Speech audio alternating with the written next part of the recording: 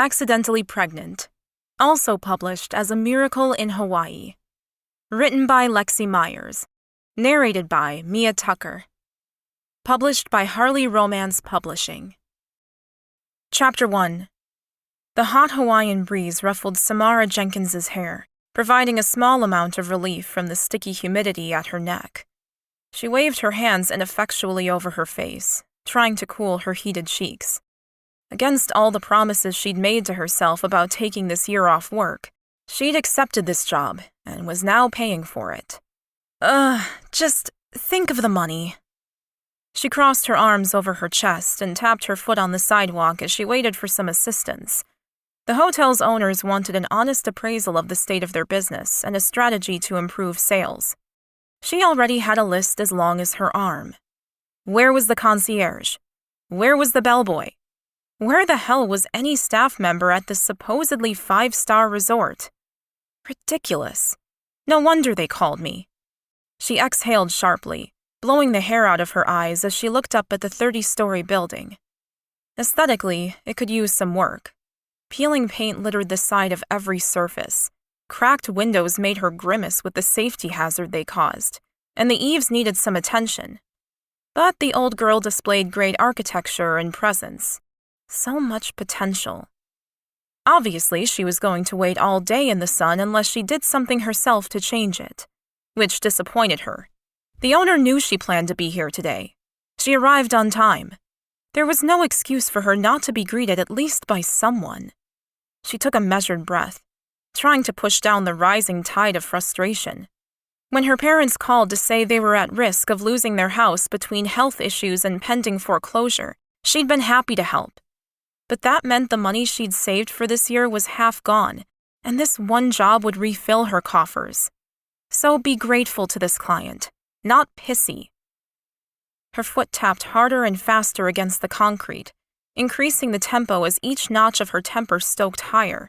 Her pointed, strappy shoes made a slapping noise that started to irritate even her. Sweat trickled down between her shoulder blades, and she shivered against the disgusting feeling. Yuck. Enough. She threw up her hands and grabbed her luggage.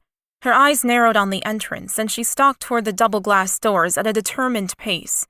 She skidded to a halt a mere inch from breaking her nose, her ankle twisting as she threw on the anchors too late. Pain seared around her foot as the cold glass kissed the very tip of her nose, and she glared through the door, waiting for it to respond. Nothing. She stepped backward and forward again, looking up at the sensor above the door, and waited. They didn't open. You're kidding me. Should I wave my hands in the air like a crazy person now? She peered through the glass and saw a young man in uniform hurrying toward her. He appeared to press a button beside the door, and whoosh, the doors opened and cool air brushed past her heated face, bringing with it a huge sigh of relief from her body. I am so sorry, ma'am. Can I help you with your bags? The youth, who had pimply skin and bright, happy eyes, did not deserve the extended list of complaints bubbling up on her tongue. She took a deep breath and focused on what he could do for her. Yes, you can. Please take my suitcases, and I'd like to check in. The bellboy, or maitre d', she wasn't quite sure which role he filled since he appeared to be the only person working at the hotel, took her suitcases off her hands with a grabbing, fast motion. He then turned on his black shoes that squeaked as he walked and dragged her matching bags half off their wheels as he hurried back to the main reception. She cringed as she watched them teeter and bang against the marble floor. She looked away, anger rising inside her gut to see her luggage get abused like that. But the last thing she wanted to do was start grumbling at the only staff member she'd met. Instead, she glanced around the huge room. Her shoulders dropped and her hands unclenched as she marveled at the room in which she stood. So grand, with a beautiful mystique that only period hotels and houses possessed. This hotel reminded her of an old lady. She had great bones, but they were tired. She would fix that. Please come over. Samara tried not to notice that he dropped her custom monogrammed luggage near the elevator, and then had rushed over to the desk where a computer stood waiting. Your name, ma'am? She bit her lip for a moment. Seriously? You've actually got other people booked to check in today? She couldn't say the thought aloud, so instead dragged her manners out of the overcooked soup they were swimming in. Samara Jenkins. He tapped away on the computer until he finally held out a plastic card to her with the hotel's brown emblem on it. Room 2002, ma'am. Level 20, room 2. One of our best suites. May I accompany you up? She waved her hands at him. If he left the foyer, who was going to let any other possible customers into the hotel? That broken glass door certainly wasn't going to just start working on its own. No thanks, but can you bring up the larger suitcase in an hour or so? The stink of crowded planes and cars and hours of waiting in the heat and humidity had all left a stain that needed to be washed away, preferably somewhere quiet, where she could be alone and think for a minute. Samara picked up her smaller suitcase, which contained a change of clothes and toiletries. A shower was definitely first priority on her list. With a determined clench of her jaw, she turned around and strode over to the lift, releasing a sigh when the doors dinged and opened. She wasn't walking up 20 flights of stairs. She'd go home and damn the massive commission before that ever happened. You need it. Don't kid yourself. A frown pulled down her lips. She'd had enough money for her plans, until her parents called with their life-altering news. But not even a week after she'd handed over half her savings to her parents had fate delivered a favor in the form of a phone call from the matriarch of this hotel empire. Samara had been offered this job, and it would replace all the money she'd lost with only a few weeks of work, as long as she delivered the results they wanted. She could have tried to accomplish everything she wanted to do this year without the money, but their offer was far too good to turn down. Stepping inside the elevator, she pressed the tip of her forefinger to the dusty button for the 20th floor, gripping the rail. The moving box's cables screeched and moaned as it hauled her up the shaft. This elevator didn't look like it had been updated since the inception of the hotel. If the cables failed, or the electricity went out, she'd be stuck in the elevator without water for hours. Not a pleasant prospect in this heat. She grabbed for her bag to check if she had anything with her to survive such an event. The elevator ground to a clunking halt. A squeak popped out of her throat, grabbing for the gold railing as the doors dinged open. Oh, thank goodness for that. Something else to put on the list. Can't have the guests fearing for their lives every time they go back to their rooms. Large blue eyes set in a very handsome face stared at her from the center of the hallway. Miss Jenkins, I presume. His cool, familiar New York tones straightened her spine. Hold the door for me, would you please? She looked away from his intense gaze, arousal curling in her belly like an old, absent friend. She locked her hand into the handle on her small suitcase and took a shallow breath as he stepped close and did as she'd asked. Twisting his huge body to the side, he placed his arm out to stop the elevator door from closing on her. His eyes followed her with an intensity that had her belly tightening and blood rushing through her nether regions.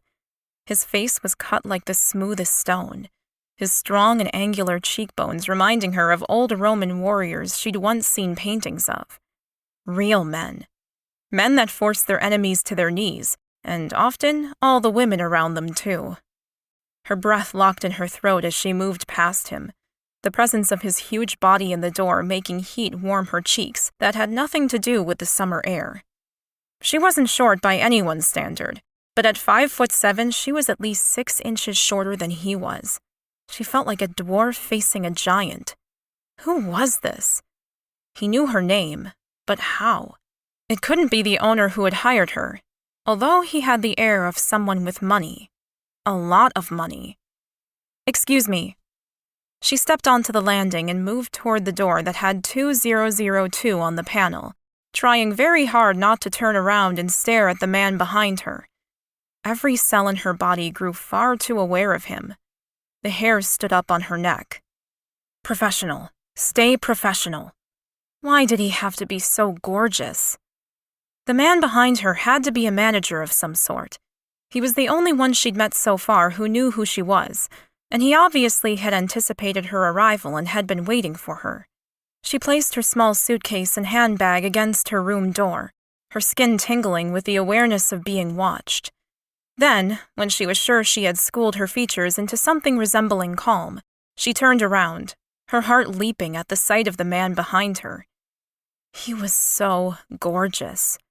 Tall, broad, and with full lips that would curve beautifully when he eventually smiled.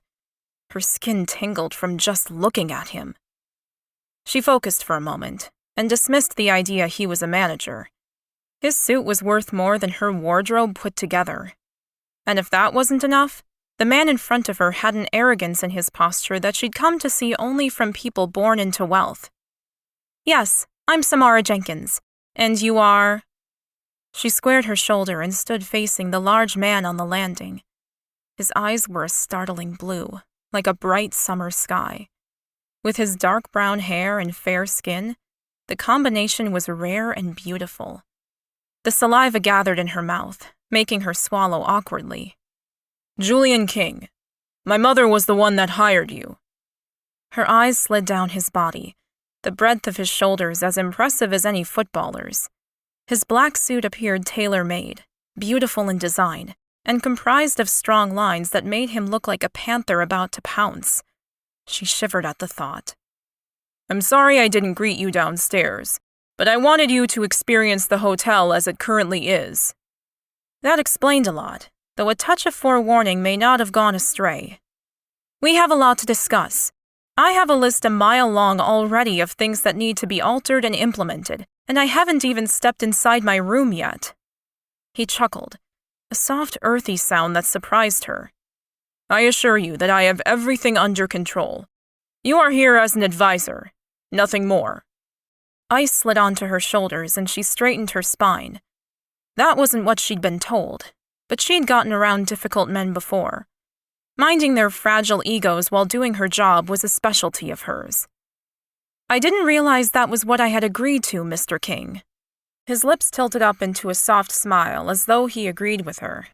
"I was told you were the best, although I didn't expect you to be quite so young." There was a tone of admiration and reluctant respect in his voice that pleased her. It tickled right along her spine. She'd heard that a lot over the past 10 years, and she'd always enjoyed her clients' surprise when she exceeded their expectations. She was good at her job, and her age had nothing to do with it. The original trouble she'd had starting her business only meant she'd increased her commission to prove she was worth it. "I didn't expect you at all, Mr. King." When she'd pictured who she was going to meet on arriving, she'd envisioned either the elderly woman who'd hired her over the phone, or perhaps the manager. He inclined his head with a more natural smile flirting on his lips. "Touché. Let's meet downstairs in 15 minutes. Samara checked her watch. It may be dinner time here, but in New York, it was going on 2 a.m. No wonder her eyes were tired and her neck ached. She'd barely slept on the plane. "Make it an hour, if possible. Where shall I meet you?" His flaring nostrils was the only giveaway that she had displeased him, but she stood her ground, calmly waiting for his response while fanning her face with her hand. It was way too hot in this hotel for comfort. "The hotel's restaurant for dinner. It's on the ground floor." Perfect place to start. She could definitely eat something, although she didn't have much of an appetite after traveling all day. She nodded at him to agree, although her head swam from fatigue and something else she couldn't quite put her finger on. "See you in 1 hour, Miss Jenkins." He turned and strode toward the lift. Samara couldn't stop her eyes from dropping down to drift over his body as he moved away. Her hungry gaze devoured his ankles as he put both hands in his pants pockets, pulling the jacket up and stretching it tight across his rounded butt. She bit her lip as she looked her fill, desire fluttering low in her belly. He had the perfect ass, long legs, a tapered waist, and huge, broad shoulders. The combination was heady indeed. He was definitely one of the most imposing men she'd ever seen in real life. A tailored suit made most men look good, but this one actually seemed to hamper his beauty. She could sense the power leashed beneath that black cloth, and she could only imagine how amazing he'd look without the modern armor. The old elevator dinged and groaned as it opened, and Samara sighed as she pushed her way into her room, letting perhaps the most breathtaking man she'd ever seen slip from her mind. His hotel rooms needed to be at the forefront of her racing brain, and that was how it would stay. Unlike everything else she'd seen so far in the hotel, the card the clerk had given her was at least new. She had to concentrate with the man behind her causing an unusual breathlessness in her chest, but she managed to slide the plastic into the lock shaft. She waited. She glanced up at the door. Nothing. Her eyes flicked up to the number on the door. Yes, it was the right room. So she jiggled it until the red light eventually turned green. How can they charge people $300 a night if the keys don't even work? She pushed open the door with one hand and dragged her suitcase in with the other. The bellboy had been right. Her suite was massive and would have been very grand once upon a time, but the room hadn't been aired out in weeks. A musky, damp smell curled up her nostrils that would put off anyone who liked clean air. Gross.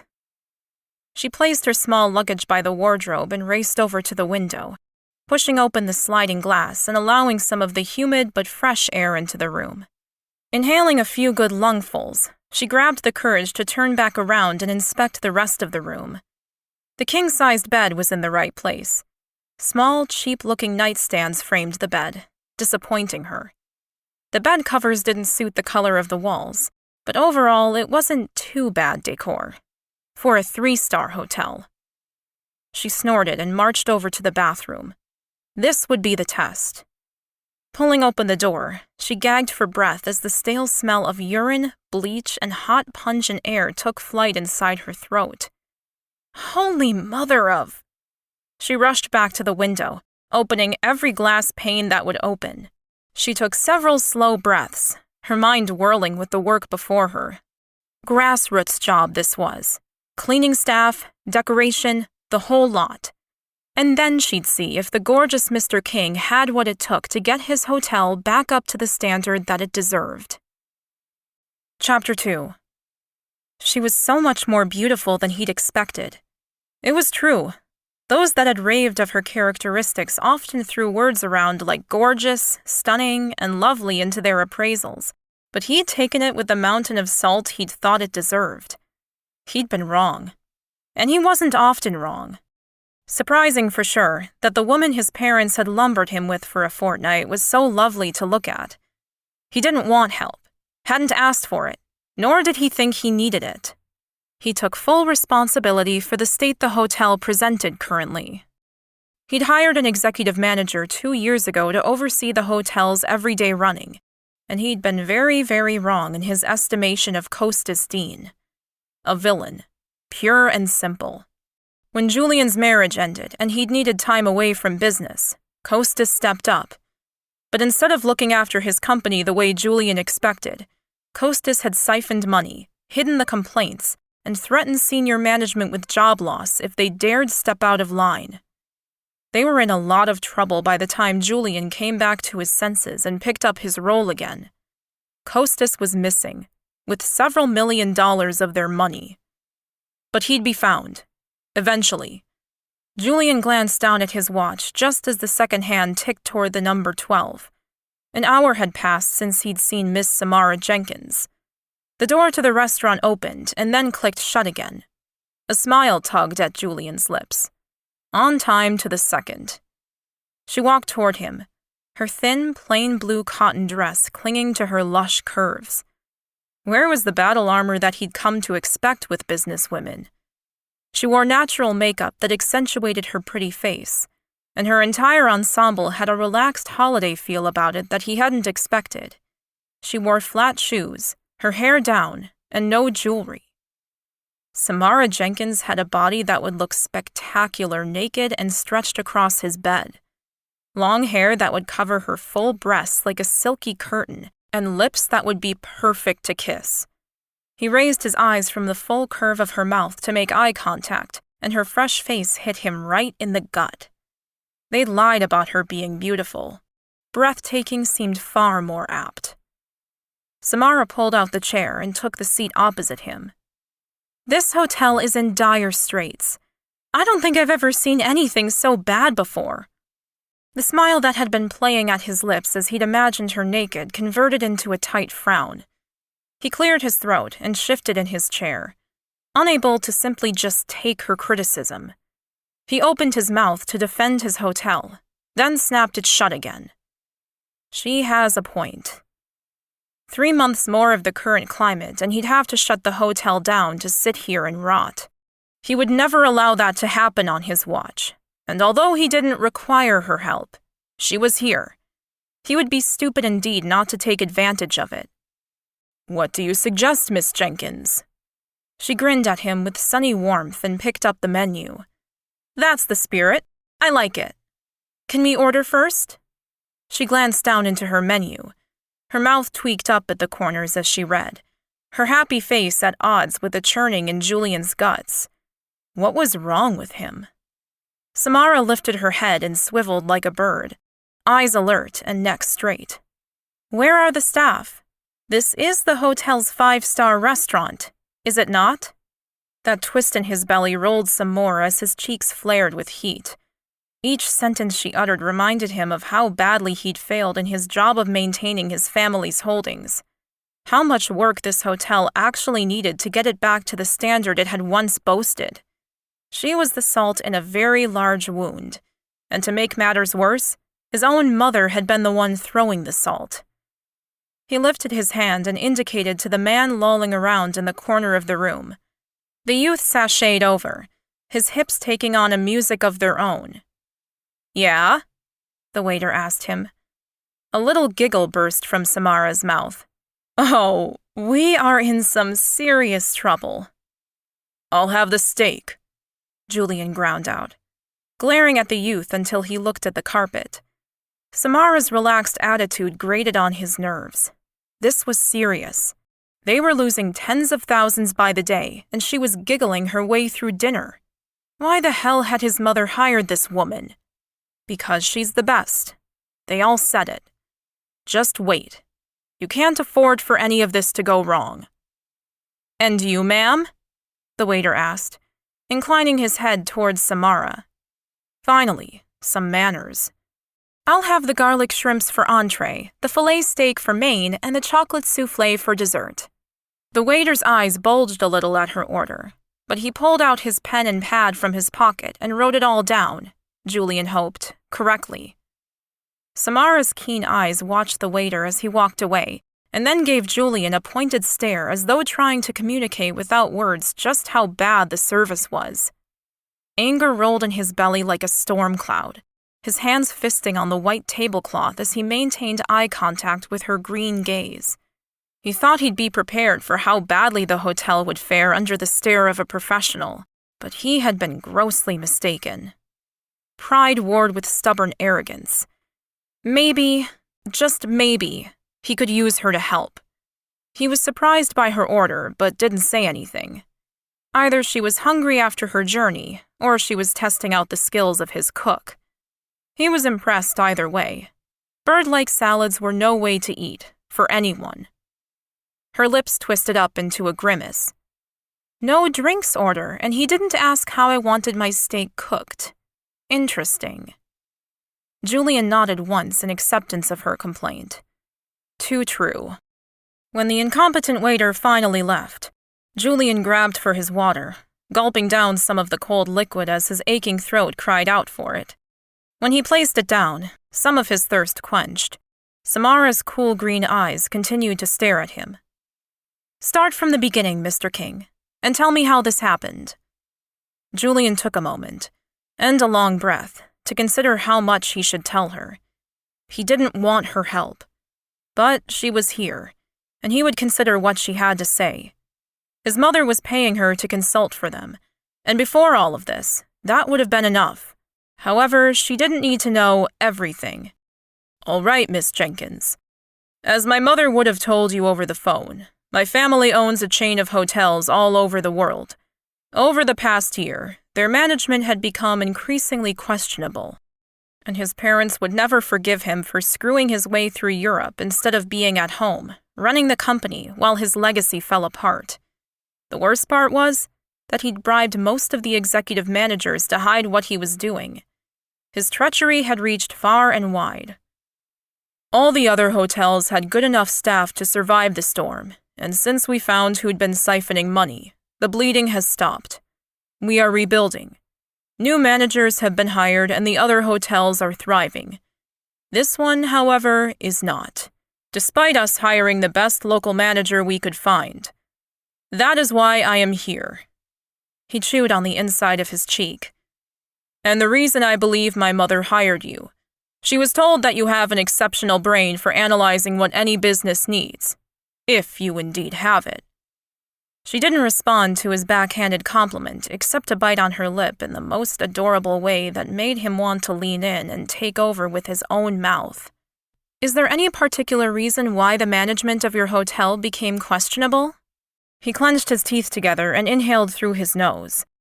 It hurt, like picking at a sore to be admitting this to her. But he was an adult, and responsible for his own actions.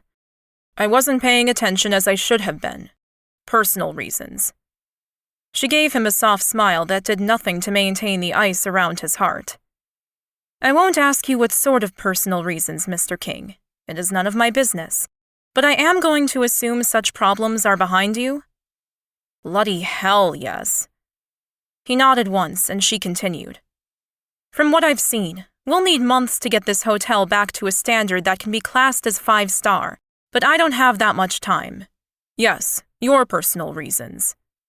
"Just so." She inclined her head again, a mutual respect for their private lives firmly in place. His mother had made it clear that she was only available for 2 weeks. It had been one of the only reasons he had allowed his parent going over his head and hiring a consultant to help him. He wouldn't have to deal with her interference for very long. "Just think of her as an overqualified assistant and fix up this mess, Julian." The last words his mother had said to him over a week ago. "However, I will give you these 2 weeks, Mr. King, and I promise to work my absolute hardest to put into place everything you will need. Once I am done, do you have strategies in place to get people back to the hotel?" He nodded firmly, reluctantly impressed with her. She was right. 2 weeks was not long enough to get everything done that needed to be done. But if he decided that she'd be of use to him, he would change her mind. She'd stay. He'd make sure of it. However, she'd made a valid point. Many people had been driven away by the declining standards of the hotel, and it was his main job to do everything in his power to get people back onto the grounds. But that meant he needed someone else manning the changes to the actual hotel. Damn, Mom might actually be right about this one. "Yes, Miss Jenkins. I have a marketing expert on standby and several conferences already booked for next month. The one advantage we have is that we are one of the few hotels on the island with large facilities, and the rooms to house several hundred people." "Fantastic." Her shrimp arrived, and they looked and smelled great. His stomach grumbled in preparation for his own meal. "Presentation is respectable, but I would expect less shrimp on the plate and more color in an entree." She took a forkful of rice and ate a single shrimp. "Just one?" "They are cooked all right. Although I believe you will need to hire a head chef to take over from the current one." "You can tell that already?" She blinked once, her eyes wide as they stared at him. "Of course. I spent several years training with 5-star restaurants and all of their staff, chefs in particular. This is not up to the standard in taste, texture, or design. If you want people to pay $20-odd for an entree, you better make sure it's up to par."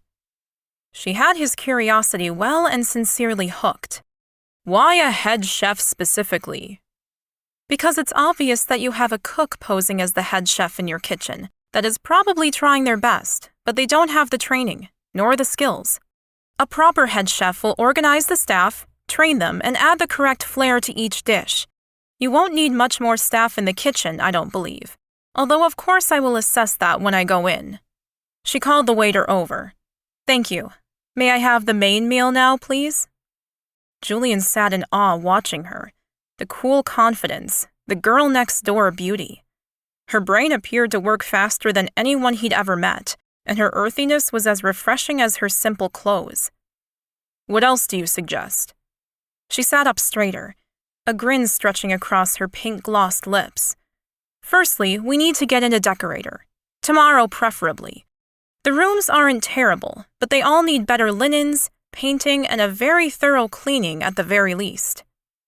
He kept his tone calm and raised one eyebrow. Did she want him to pick the hotel up and move it closer to the beach, too? That's all? She laughed. You joke, but the list I have is huge. I need to interview every staff member and probably double the cleaning crew. This whole hotel needs maintenance. We need to hire a concierge and a proper manager. I assume there is one at the moment, although I have yet to meet them. But if they are in the same boat as the rest of the staff, then they need some serious retraining too. He cleared his throat. I found the executive manager siphoning money from the hotel like many of the others. I fired him a few weeks ago. The local manager is not up to speed. You are quite right about that, so I will be hiring a new one. Their main meals arrived, and Samara did a similar analysis, sampling everything on her plate, making similar comments, and then asking for the meal to be taken away. Julian ate his steak while she talked about the amenities, the website, everything. He rarely felt out of depth with a person. In fact, from all his years in private school, college, university, and then the corporate world, he'd never had an experience like this one. A literal whirlwind of information, design, and strategy. If she was half as efficient and effective as she seemed to be, he'd have his family's hotel back on track in no time. When dessert arrived, she sighed dramatically. Now this is what I'm talking about. Why? Because it has cream and a mint leaf? The meal appeared better dressed than all the other meals, but he was by no means a food critic. That is an answer that is hard to explain to anyone who doesn't love chocolate as much as I do. She took a bite and moaned, her eyes sliding closed in bliss. The primitive sound shot straight to his groin, hot blood throbbing along his cock as he imagined Samara beneath him making those same sounds. He bit back his own groan and looked away, unable to hide the effect she was having on him. He needed a woman, and fast. It had been too long for him, obviously. Embarrassment bloomed into anger in his gut. Time to cut this meeting short and go back to his own room for a long, hot shower. I want a report on my desk by tomorrow morning. Good night, Miss Jenkins. He stood up, and Samara gaped up at him. A twang of guilt hit him in the chest, but he pushed it away just as fast. Did I say something wrong? He tugged at his cufflinks and straightened his jacket, a cool breeze filling his throat and not allowing any warmth into his tone. No, of course not. But there's lots to do and not much time to do it in. She put her spoon down, her eyes showing confusion in their green depths. All right, I'll put everything down for you. His shoulders tightened with unease as he fought the need to apologize, sit down, and drown in her eyes once again. But that's not what he was here to do. Sleep well, Miss Jenkins. Good night, Mr. King. Chapter 3. According to Julian's mother, Samara only gave them 2 weeks. A ridiculous timeline, but she had been uncompromising. A trait he himself admired. However, the clock was ticking, and the stress was mounting to get the hotel back on its feet. His office door opened and shut. Samara's soft footfalls sounded in the small room. Your report? He asked her, as he continued to stare at the computer screen. He'd slept terribly, and currently it felt like tiny elves had taken their picks to his eyeballs. Visions of Samara's abundant curves tortured him all night, and as he lifted his head to face her, the flesh and blood version of his dreams assailed him. She wore a knee-length cotton skirt that swished around her shapely calves and a white top that exposed the creamy slopes of her full breasts, haunting him once again. Didn't the woman own a poncho she could throw on? Here it is. She slid the papers along the desk toward him. There was more than he'd expected, considering he'd only given her a night and she would be jet-lagged. Graphs, estimates, color schemes, details upon details. Thank you. You can go now. Go where? Anywhere you like. I need a minute to go over your suggestions. He picked up the report, focusing on the words as he waited for her and her floral perfume cloud to leave. He reached the end of the 3rd page, and she was still casting a shadow over him. Did you need something else, Ms. Jenkins? She didn't respond, and he sighed, reluctantly glancing up at her again. She had her arms crossed over her chest, which caused her small cleavage to deepen above her white top. Arousal flourished in his belly, hot and sharp. He pushed himself back in his chair and suppressed the deep groan that rose in his throat.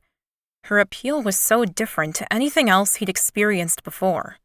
She wore no push-up bras or designer dresses. Comfortable and casual, the opposite of sexy. Yet the image of pulling her across the desk and undressing her with his teeth danced across his mind. Your family hired me to do what I can to fix the hotel. Why am I being pushed out of the loop? Can I start training staff, hiring professional decorators, and generally kicking ass? He admired her spunk, but after everything he'd been through with his manager recently, he needed to get one thing clear first. There was a hierarchy in every business, and he sat at the top of this pyramid, paying her salary. His parents had handed over the reins to the company 2 years ago, and although they'd lost faith in his ability to run things, he wouldn't have any of his contractors feeling the same way. Number 1, I look forward to seeing you get started. However, I need to have a look at your proposals first. And number 2, I didn't hire you. My parents did, without my permission. Her eyebrows rose comically high on her pretty face. Your permission? Aren't they the parents and you the child?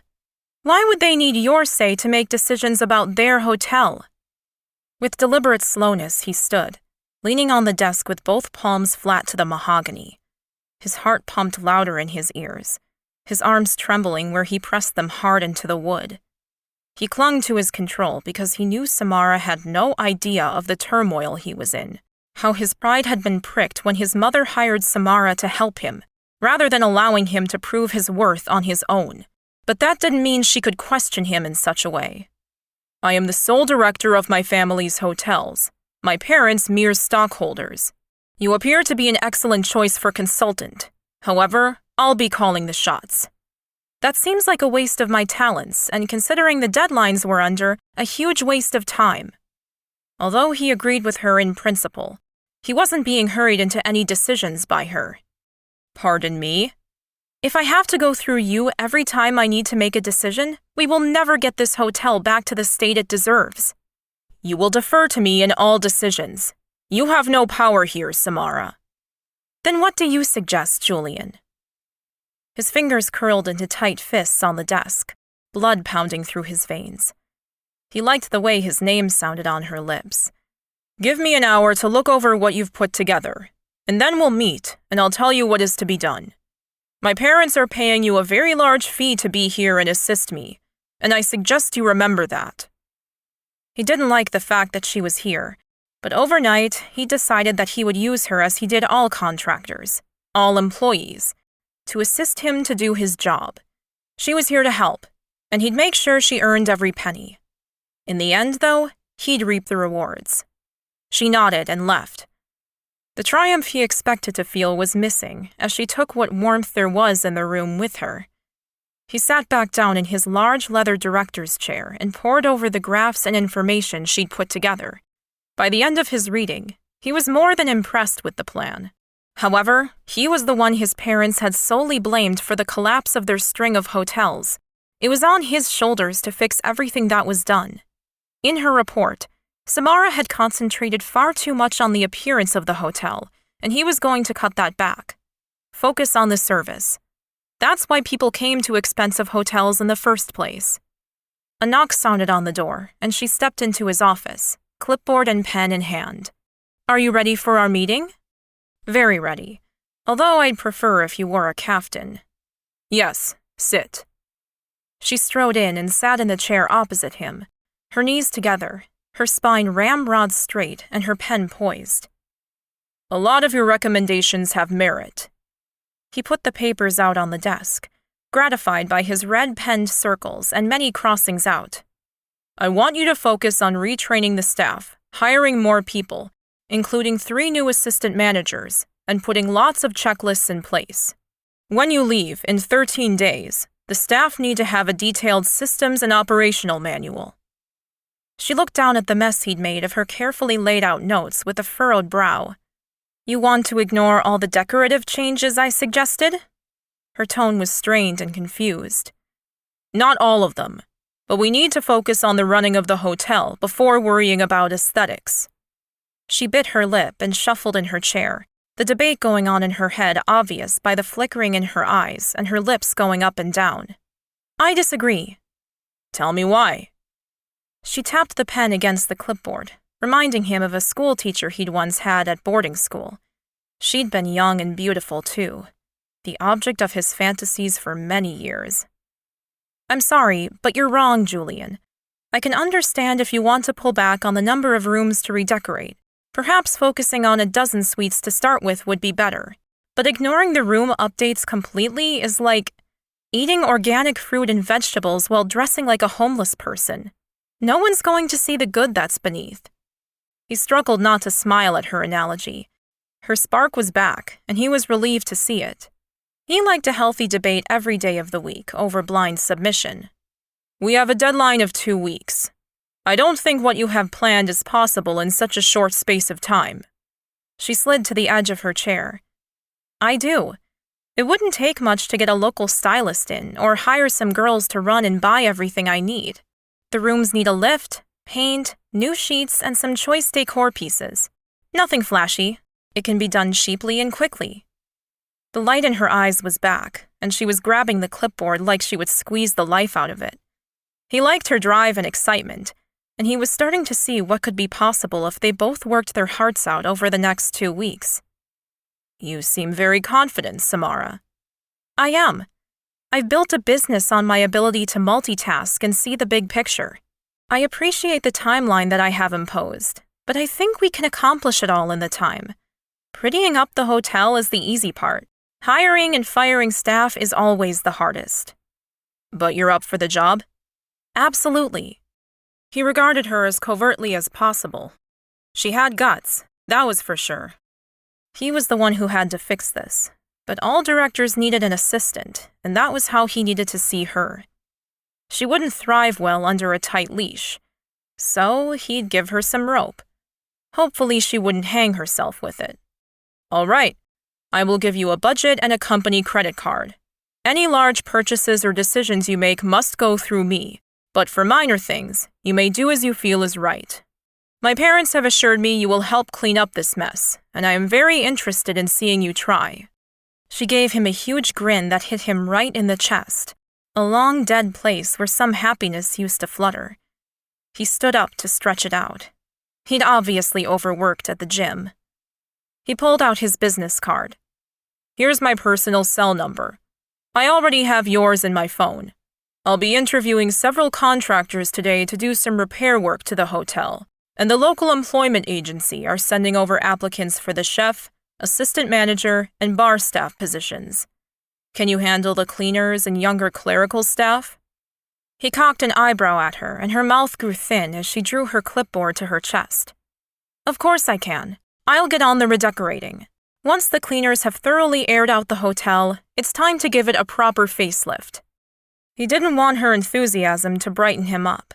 His long-standing depression was a comfort to cling to, but it was hard to completely extinguish the flames that licked at his heart. Samara had an aura, an energy to her, that he hadn't experienced before, not in all his years at school, business, or travel. However, this hotel was still in deep trouble, and they had to sink millions of dollars into it before it was anywhere near presentable again. The thought pulled him back down to where he should be. Better get to work then. He nodded in dismissal, and she grabbed for his business card. Thanks for this. It'll make things much easier when I need you. See you later, Julian. He could have sworn there was a smirk on her lips as she twirled around and waltzed out the door. As soon as she was gone, he let the smile that had been cowering in a corner of his mind spread across his face. This woman was exactly what he needed. For his hotel and his bed. She was bright and sparkly, full of energy and intelligence too. After the work was done, he'd pull her into his bed and use that enthusiasm for something a bit more fun. Then he'd send her home and return to his parents with the hotel back on its feet. He'd show them that he'd been the right choice to run the company. He may have let his personal relationships dampen his focus once, but he wouldn't let it happen again. Chapter 4. Julian stepped into the humid Hawaiian sun and headed for the back of the hotel where he'd been told Samara would be. He shook his head and let out a long sigh as he stepped up to the huge industrial-sized garbage area. Where else would he expect to find his ludicrously expensive consultant than up to her elbows in musty mattresses, gaggable pillows, and soiled linen? The cloud of stench wafted toward him even stronger than the heat that beat down on his head. He stood a few feet away from the staff and the bags of hotel accommodation they were entrenched in. Why wasn't she inside organizing people? "You haven't answered your phone," he yelled into the mattress pile. Samara's head popped up from behind a pile of stained pillows, her sun-streaked hair plastered to her red, sweaty face. "Oh, sorry. I probably have it on silent." She stood up properly and stretched her back, the sun accentuating the healthy glow of her skin. "We've cleaned out all 12 of the suites that are being renovated, though." She gave him that characteristically happy smile that reminded him of the girls he knew when he'd been at university, full of fun, before life grew too serious. It was unnerving how she'd maintained that look despite her older years. What was she? 29? 30? He regarded the dozens of mattresses piled up near the industrial-sized bins. "I can see that, but I needed you." "You needed me? Oh, I'm sorry. What for?" "Staff have arrived to be interviewed, and I'm busy with the contractors." He probably could have handled the interviews, but after choosing a true vulture as his own replacement in his business 2 years ago, he found his confidence severely lacking. "Oh, great!" She turned to the 3 women and 2 men outside in the heat with her. "Keep backing up the sheets and pillows. Someone from a local charity should be here within the hour to collect everything. Then go straight back to the suites and start vacuuming the floors." Again. They murmured their agreement, their breathing laboring from the hard work they were quite obviously not used to doing. "Thanks, guys." She gave them one of her sunny smiles and walked over to him, having changed from her casual skirt and tank into an outfit designed for cleaning. Samara wiped her hands on her old t-shirt and sweatpants that had holes in them. If his mother could only see her expensive expert now. "I'm ready, and cannot wait to get more cleaners assigned. Those rooms are absolutely filthy." She swiped a strand of hair back from her face with her dirty hand and wiped a black mark into her forehead, running into her hairline. "You've got a smudge on your face." "Oh, thanks. I can imagine I do." She lifted her other hand and started wiping at her skin, making an even worse mess of herself. "Here." He pulled his white handkerchief out of his pocket and lifted one hand to tilt her face up. She stilled when he touched her chin, but didn't move as he wiped at the mark near her hairline. She was hot beneath his fingertips. Up close, her skin seemed even more flawless than he'd first thought. Awareness fluttered in his skin, tingling up his arms and curling inside his chest. Her breathing rate had increased, and she wasn't moving. Only the rise and fall of her chest made him think that she was as affected by his presence as he was to hers. Once he'd finished cleaning her beautiful face, he let their eyes meet. The heat flared. She could sense him too. Thanks." This time, her smile was tiny, but the look in her eyes was what he wanted to see. That awareness of him as a man. "Okay." She blew out a breath and took a step back from him. "Let's go." She took another quick step away from him, and he didn't move. "You're going to speak to them like that?" he asked her. She was dressed worse than a local cleaner, and she smelled a bit like one, too. A strange combination of eucalyptus and antiseptic. It tickled his throat, and yet she still reminded him of an Amazon woman, about to take on the whole rainforest all by herself, strong and confident. "Of course. What do you think they'll look like every day they work here?" She tilted her head and indicated they should go inside. He followed behind, letting his eyes enjoy the pert bum and shake of her hips as she sashayed inside his hotel.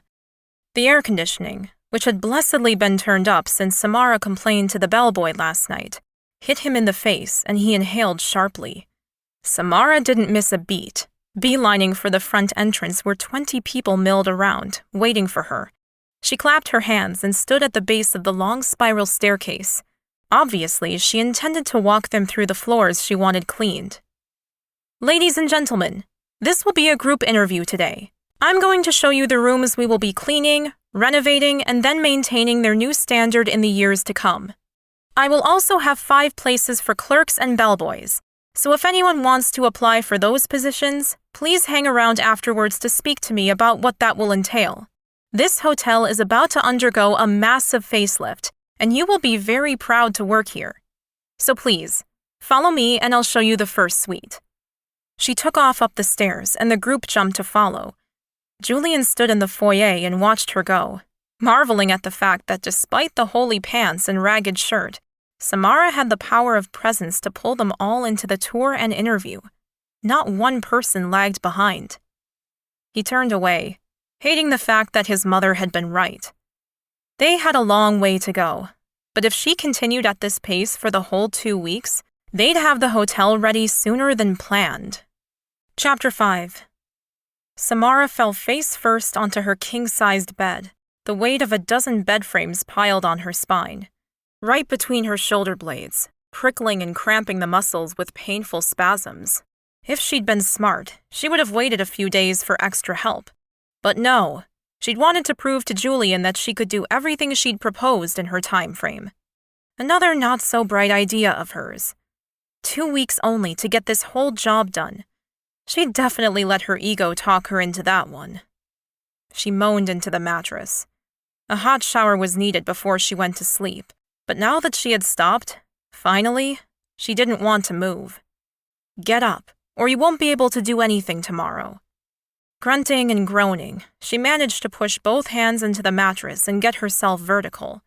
Her back screamed and her feet pulsed, but she staggered to the shower, undressed, and stepped beneath the hot water. Heated pressure beat down onto her head and back, washing away the stink of the day. She liked to work hard, but she'd rarely needed to do so much physical lifting. Pride had pushed her to prove herself capable on every level, and she was paying for it now. And they were only 2 days in. Hubris. Mom and Dad always said it would be my downfall. She took her own soap from her bag and washed away the black smudges from her skin. The decades-old furniture that she'd carried and moved today had definitely left their mark. I really need to source new shampoos and conditioners from the locals, too. Something tasteful, but sweet-smelling. A shudder coursed down her spine as she scrubbed beneath her fingernails. Everything was so dirty. How could someone let this beautiful hotel fall to such a low standard? Originally, she'd been quite disappointed that Julian decided to only update 12 of the suites. That was short-lived. Thank goodness he hadn't agreed with her plan. She'd wanted to update all 96 of the rooms, which would have taken all of her time and the staff training wouldn't have been done. Pride again. She shivered dramatically this time. That would have required a power that she just didn't possess. Not in the 2 weeks she had, anyway. The older woman that she'd hired, Marie, was a great cleaner, with a clear and logical mind. Before she left, Samara would train Marie up to be a head cleaner, or housekeeper of sorts. The other rooms all needed to be cleaned as well, and someone had to do it after she left. A wave of sadness washed over her as the thought hit her for the first time. She wouldn't be here to see the job completed, which was most unusual for her. When she'd given Mrs. King her timeline, she'd only thought about her own life, her business needing a guiding hand, and her baby plans. She hadn't thought about the fact that she wouldn't see the hotel become the phoenix it had the potential to be. This old lady would rise from the ashes, more beautiful than before. She'd definitely tell Marie tomorrow to take 2 of the younger cleaners and start on the rest of the rooms. If nothing else, they needed to be aired, dusted, cleaned, and changed for new linens. If all went well, this hotel would soon be crawling with people again. A sense of calm filled her as her path and plan lay before her like a set of intricately drawn architectural designs. She needed to stay focused on what she could do, not what she couldn't. And there was so much she could achieve still. She'd handed over the reins of her business to her 2 assistants a month ago, readying herself for her year ahead. A year in which she was giving herself the best opportunity to fall in love with the man of her dreams, and no matter what happened, she was going to have her baby. One goal was optional. The other, a lifelong dream that was going to be realized with the help of her obstetrician and modern medicine. She turned off the shower, dried her tired body, and readied for bed. There were 2 messages from Julian on her phone. Both of them mentioned a meeting at 7 a.m. for breakfast. Lucky I'm a morning person. She set her alarm for sunrise and climbed into her clean bed. Her room still smelled of eucalyptus to disguise the scent of hospital-grade cleaning liquid, but the sheets were brand new and the room had been dusted and vacuumed to within an inch of its life. Thanks to her team of hard-working cleaners, her room was unrecognizable to what it had been yesterday. Her eyes drifted shut as she curled up on her side in bed. Julian. Damn, that man is stunning. Her eyes popped open again as heat tendrils wiggled through her body. Go to sleep. You need to sleep. She forced her eyes shut once again, and her mind brightened with images of blue eyes and smoldering hot looks. Yesterday, she'd been sure he was a classic rich guy who'd walk all over her to get what he needed. No heart, no soul. But she hadn't cared. She was willing to work hard to get her commission, and his regard of her didn't mean anything. Sure, he was super gorgeous and made her want to lie on the floor and beg him to take her. But she could work past that. Was sure she could. But then today, he'd touched her. It had been hotter than she'd anticipated. No employer regard in his gaze, no big brother aura when he took out his white handkerchief and cleaned her face. She must have looked an utter mess, but for that moment, when he'd stepped close enough to kiss her, the busy world faded away. Her belly had tightened and pulsed with an almost painful arousal. She buried her head further into her pillow and tried to clear her mind. Sleeping with the boss was definitely not her style, especially when she was cleansing her body for the most important life step she'd ever made. Enough. Go to sleep. With clear visions of her beautiful baby inside her mind, she drifted off to sleep. Chapter 6. Julian tapped his pen against his desk, his eyes scanning the calendar of events for the hotel over the next few months. 2 more conferences booked and we'll be back on our feet within the quarter. Julian, the painters are here. Do you have time to do a tour of the grounds and look at the other facilities while the painters work? I've got a spare minute or 5. Samara's bright voice presented a welcome interruption to his already long day. He dragged his gaze up from his computer screen and blinked his tired eyes. Yes, let's go. He could use some fresh air, and after a frosty phone call from his father, a dose of Samara's particular rays of sunshine might be beneficial. Why his dad chose to stick the boot in every chance he got, only God knew. Julian had been through the very worst year of his life, and yet he received nothing but disdain from both of his parents. It made him wonder sometimes why he tried so hard to please them. Pushing himself to his feet, he followed Samara's gorgeous bum out the sliding doors that led into the garden. His groin tightened just watching her sashay through his hotel. The allure she possessed confused him, yet excited him to his very core. She was so different to anyone he'd ever met. The Hawaiian heat hit him like an oven door being opened up in his face. Whoa. Samara fanned her cheeks with her dainty hands. Wow. I'm still not quite used to that heat. He didn't want to appear weak, but nodded in agreement as he took a careful breath of low-oxygen air. He traveled a lot, but the humidity here was stifling, and so thick you could practically eat it. Any areas you specifically want to look at? The pool. The bar area there is a key feature at drawing people to the hotel, so if you're going to spend any money on the outside areas, that would be best. And replacing the front door sensors, of course. He chuckled, then smothered it. He'd almost broken his nose trying to walk through that door. Yes, agreed. They walked toward the pebbled path, her hand brushing his as they moved together. Oh, sorry. She jumped away and he grinned, his own hand tingling from the contact. His brain flashed up images of her naked beneath him in bed. her mouth open in a gasp as he tantalized that perfect skin of hers. They wove through the palm trees together, the fresh air lifting his spirits despite the heat, as he gave his back a break from the office chair. Samara turned toward him with a professional smile in place on her lush lips. "I've got 3 gardeners coming tomorrow to work on the foliage. Trim the trees, get rid of the weeds. Just basic maintenance, no new planting." She looked up at him through her thick dark eyelashes. This time, he let the happy chuckle rumble from his throat. It was such a good feeling to be this calm. His shoulders were relaxed, his mind clear. 6 months of betting anyone he could find as he traveled throughout Greece, Italy, and Spain hadn't made him feel this free. He hadn't known at the time that his family's empire was on its knees. No one had, until it was almost too late. "Good idea. And put them on a weekly maintenance schedule too, once the pruning has been done." She'd been trying to save money, which he appreciated. She was obviously good at her job, but he may have been too harsh in that regard. It had been an initial test that she had passed with flying colors, but now that he knew that she wouldn't bankrupt his family in the days she was here, he'd give her more leeway. There was also no point putting in all this effort if it was going to fall apart the moment she left. Samara gave him a big smile and a quick salute. "Will do, boss." He liked the playful tone in her voice. As long as she towed the line and he was able to maintain face with his parents, he'd enjoy watching her have fun while she did her job. It was great to see. Someone who loved their work as much as he did. They'd reached the tired old outside pool, and he stopped to survey the damage.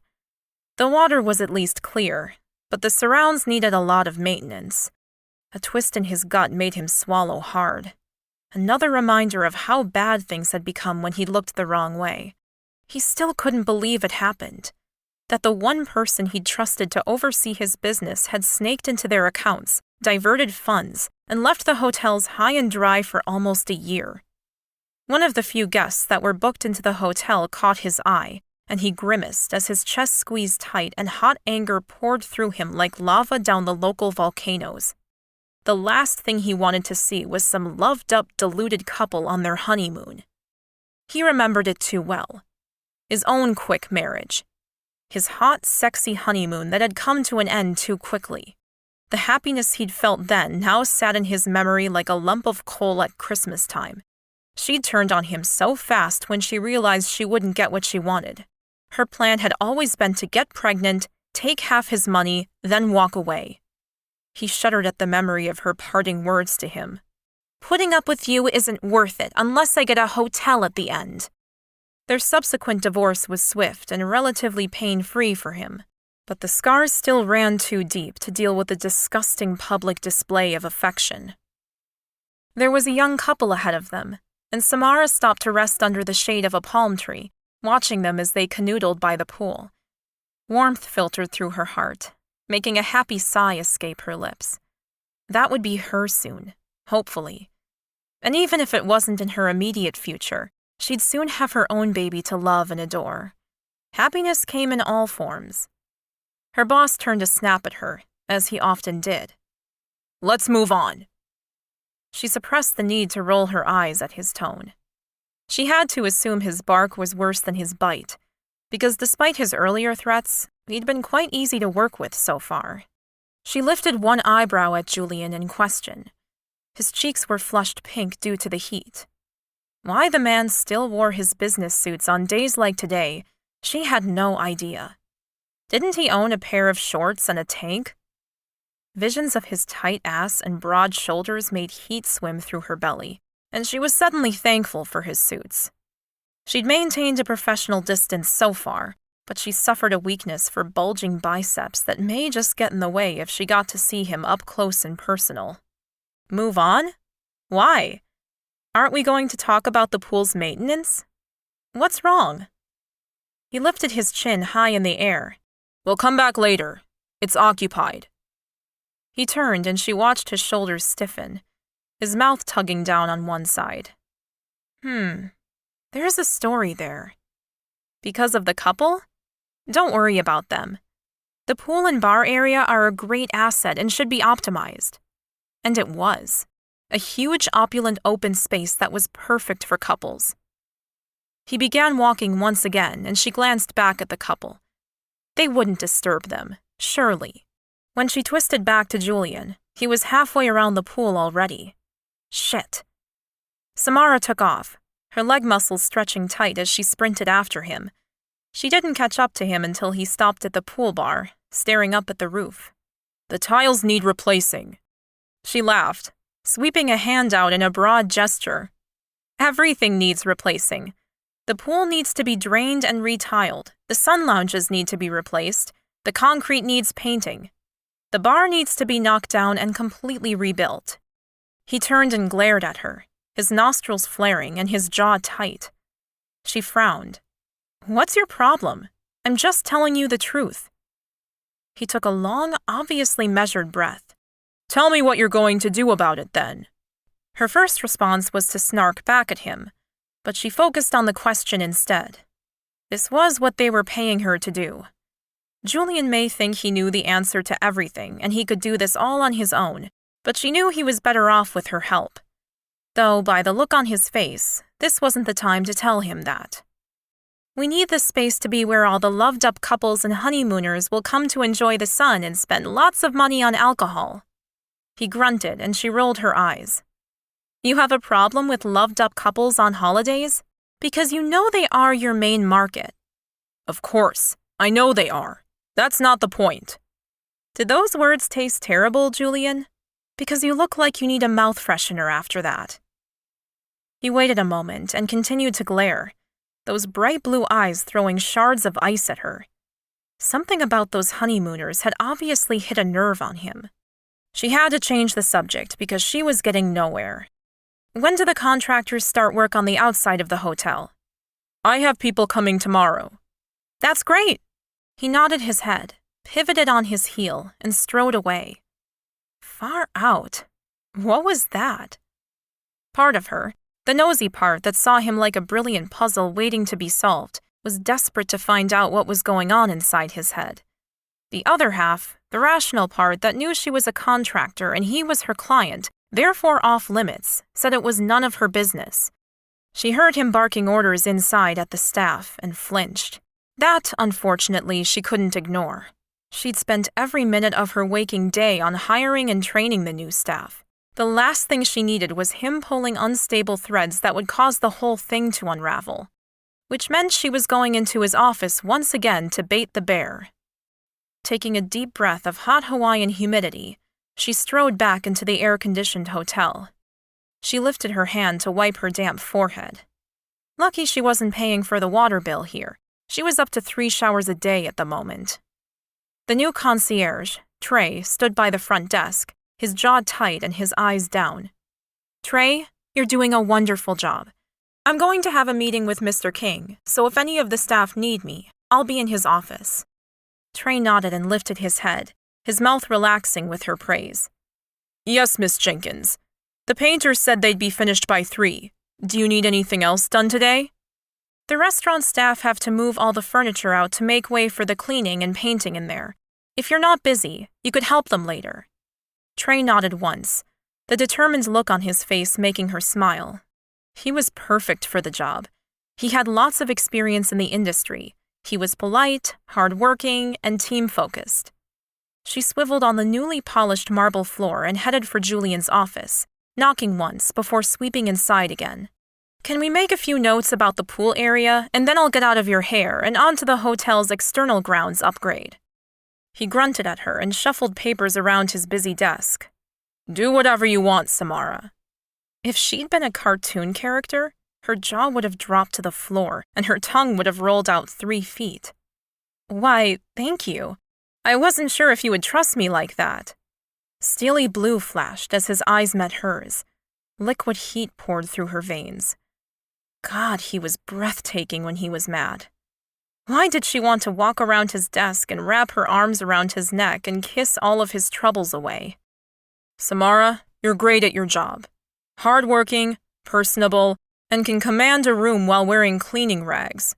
You're welcome to do whatever you want to the gardens and the outdoor areas. I'll keep focusing on getting people back into the hotel." She clapped her hands. Brilliant. Great, I'll get back to it. The new linens are arriving soon and I need to check them all. Her foot swiveled towards the door as her brain ran through the huge checklist she had in her head. But something stayed her feet, stopped her from moving toward the outside world where 100 jobs lay waiting for her. She twisted back so she could see him better. Julian now sat in front of his computer, jaw set and tight as he tapped away. What happened just then? Why did you respond so badly to that young couple by the pool? A muscle clenched and throbbed in his jaw. That's teetering into personal, Samara, and we said we wouldn't do that. As long as it doesn't stop you from doing your job properly. It won't. She waited. She wanted to know. Had he loved a woman once? Had she broken his heart? It was hard to imagine a man as strong, arrogant, and gorgeous as Julian King had ever been hurt. He didn't speak, and she finally took a deep breath, letting out a long sigh as she envisioned her future. She believed in the power of positive thinking and the laws of attraction. She'd built her life and business on it. On the wall of her bedroom, she had her personal vision board.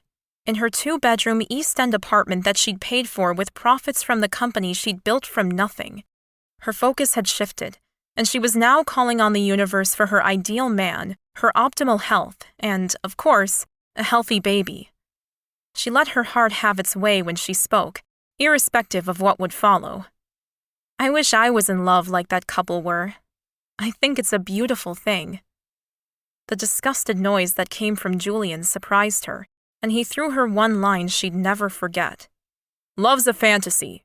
Never wish for that. Chapter 7. Julian wore his swimming trunks and a tank down to the pool level.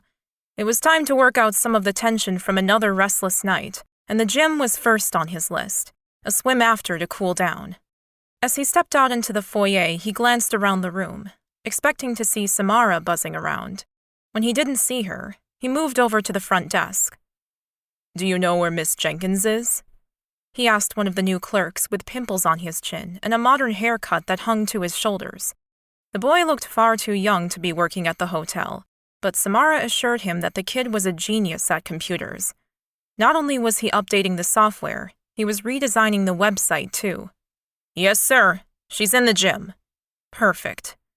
He nodded and walked toward the gym and internal pool, another area that needed addressing.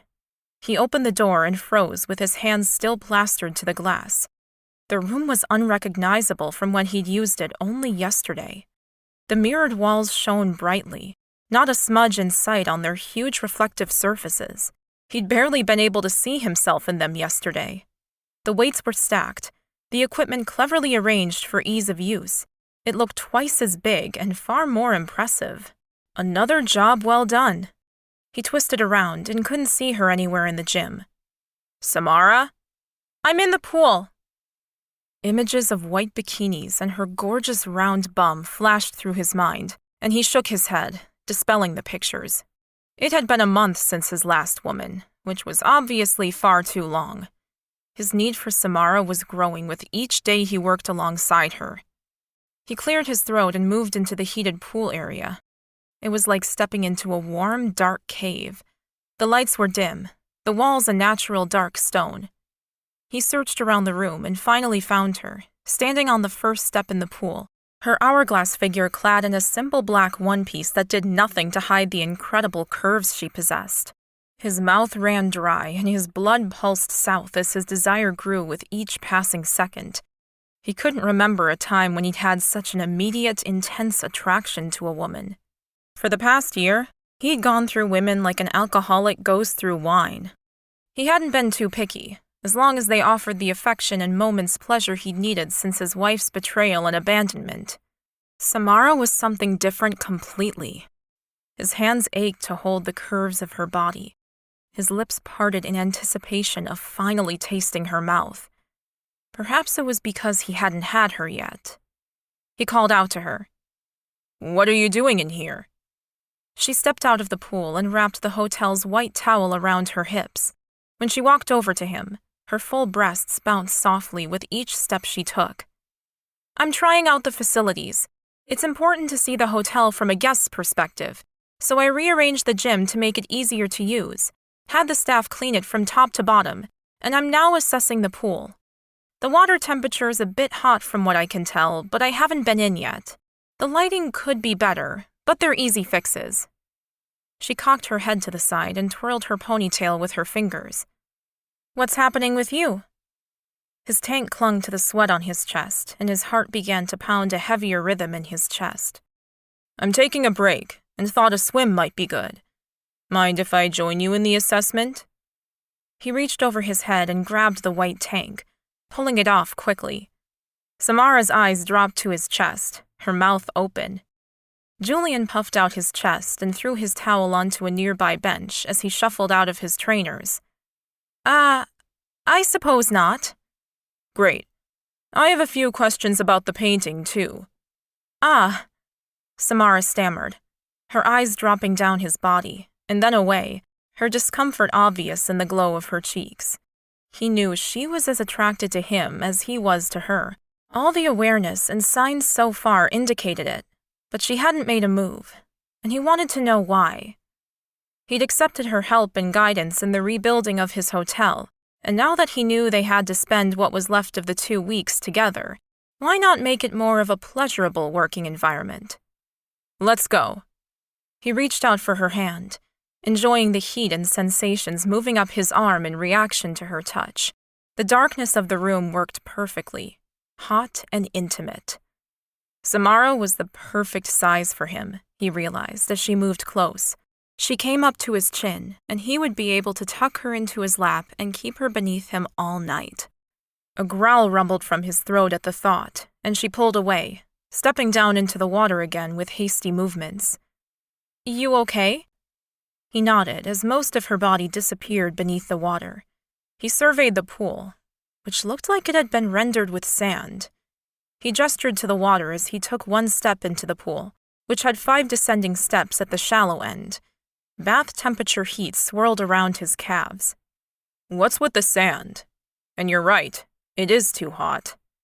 Something he would have surely missed if he hadn't taken her advice and used the hotel as any normal guest would. He continued to wade in, Samara's eyes on him as they surfed through the water to the deep end, the steam from the water rising around them, cloaking them, embracing them. This is an unusual place to hold a meeting. Samara's voice trembled a little as they continued to move in the hot water. Their bodies reminded him of 2 magnets of opposing forces, untouching and yet mirroring each other's movements. Samara bit her lip, and her eyes skittered away. She was nervous, and he liked that. He wanted her to be so aware of what was between them that she wanted to run. She had conducted herself far too professionally so far. He needed her to act on the connection between them. It is. Give me an update on your side of things. He swam closer, waving his arms under the water and sending ripples her way. She shivered despite the heat, and he crept closer, wanting those legs wrapped around him. I'm quite happy with the progress so far. I hired 11 new cleaners, full-time. They've stripped and cleaned all the suites we're renovating now, and I've put them to work on the rest of the hotel. Even if we aren't revamping everything, they all need thorough cleaning. Those bathrooms are disgusting. Well done. She'd followed his instructions and stayed within the guidelines of what they'd discussed. I've also hired 5 new bellboys, restaurant staff, and a proper concierge. They need some more training, but I'll make sure that's all done before I leave. The welcome to this hotel when I arrived was well below par, and I feel that with that small improvement it will make a massive difference. She was swimming away from him now, backward, her voice getting stronger as she focused on her work. Have you organized an employee manual for them? She swallowed as she moved further away, her back finally hitting the edge of the pool and her eyes going wide. No. I've done some basic training with them, but I will be doing an official launch of the new employee workbook next week. Good. He hated those sorts of things. Great. The rooms have been freshly painted, as has the restaurant, and, He moved closer until they were inches apart and stared into her eyes, placing both hands either side of her shoulders, the sandy concrete beneath his palms. Julian, What are you doing?" Her voice trembled as she spoke, and her pupils were so dilated he could barely see the green-colored iris. "I'm testing out a theory I have." He moved the lower part of his body closer, pressing his pelvis against her belly while still maintaining some distance. Samara licked her lips, her pink tongue darting out as her hands floated up to press against his chest. "What theory, Julian?" Whether this was lunacy or not, he didn't know. And in this moment, he didn't care. As a contractor, Samara was free to fraternize with whomever she chose, as was he. "Whether you want me as much as I want you." His heart was pounding in his chest like a drum. Her closeness affected him like an aphrodisiac, all by itself. He needed to know if she tasted as sweet as she looked, if her spirit in the bedroom matched the spirit she had for her work. When the hands she had against his chest didn't move to push him away, instead, they tightened in his chest hair, curling and holding tight. He lowered his mouth, pausing as their lips were a hair apart. Her breath blew hot and fast against his mouth. "That's a very interesting theory." Her eyes opened even wider, and she lifted her chin, pressing her lips against his and uttering the softest of moans, as though she too had been waiting for this moment. Chapter 8. Julian groaned and grabbed her lush ass with his hands, the same curvy bottom he'd been fantasizing over for days. He lifted her in the warm water, her legs drifting up in the weightless pool and wrapping around his waist. Samara's arms went around his neck as she opened her mouth to him. He speared her lips apart, a shudder passing through his body as her taste spread through his senses. Her gasp sounded as he pushed back against her and she threw back her head. The long expanse on her neck was as tempting as anything he'd ever seen. He pressed his lips to her, tasting the sweetness of her skin and feeling the erratic bounce of her pulse against his lips. "Julian." Her moan was so hot, so beautiful. She groaned and dug her nails into his shoulders, pressing against him as though she were starving for his touch. How long had it been for her? Too long, obviously. This wasn't how he'd wanted it to happen. He'd planned hours of kisses, chocolate mousse, and music loud enough to mask her sounds. "Please hurry." Samara's voice broke through the feelings of inadequacy and guilt. "You want this?" he asked, grabbing a hold of her tiny waist. She bit her lip again, and he waited. "I want you to say it." He wasn't budging until she begged for it. He needed them both to know later that this was totally consensual. "Yes, please." He groaned and took her lips in a deep kiss, pulling her down, hard. She felt like home. He shook his head and tried to throw away such a ridiculous notion, instead focusing on the physical sensations wrapping around him. "Julian, I'm going to—" Samara's body gripped him as her spine arched. He let go and joined her. Too late, he realized his mistake and tried to pull away. Samara clung to him like she'd never let him go, her lips finding his in a kiss so sweet it made parts of his heart he'd believed dead ache with wanting. He righted their swimming suits and carried her in his arms to the edge of the pool, the world shifting on its axis like it never had before. Chapter 9. Her belly was still convulsing with unending orgasmic shudders. When she'd first come, it had been mind-blowingly intense. And then Julian had come inside her, and her body shattered into singing raptures. Her first simultaneous orgasm, and it had been utterly incredible, the tingles still vibrating along every nerve fiber in her body. That was just incredible. Julian nodded at her and deposited her onto the concrete steps. He stepped back, and a cold wave washed over her. "Is there something wrong?" He frowned, the lines between his eyes becoming marked.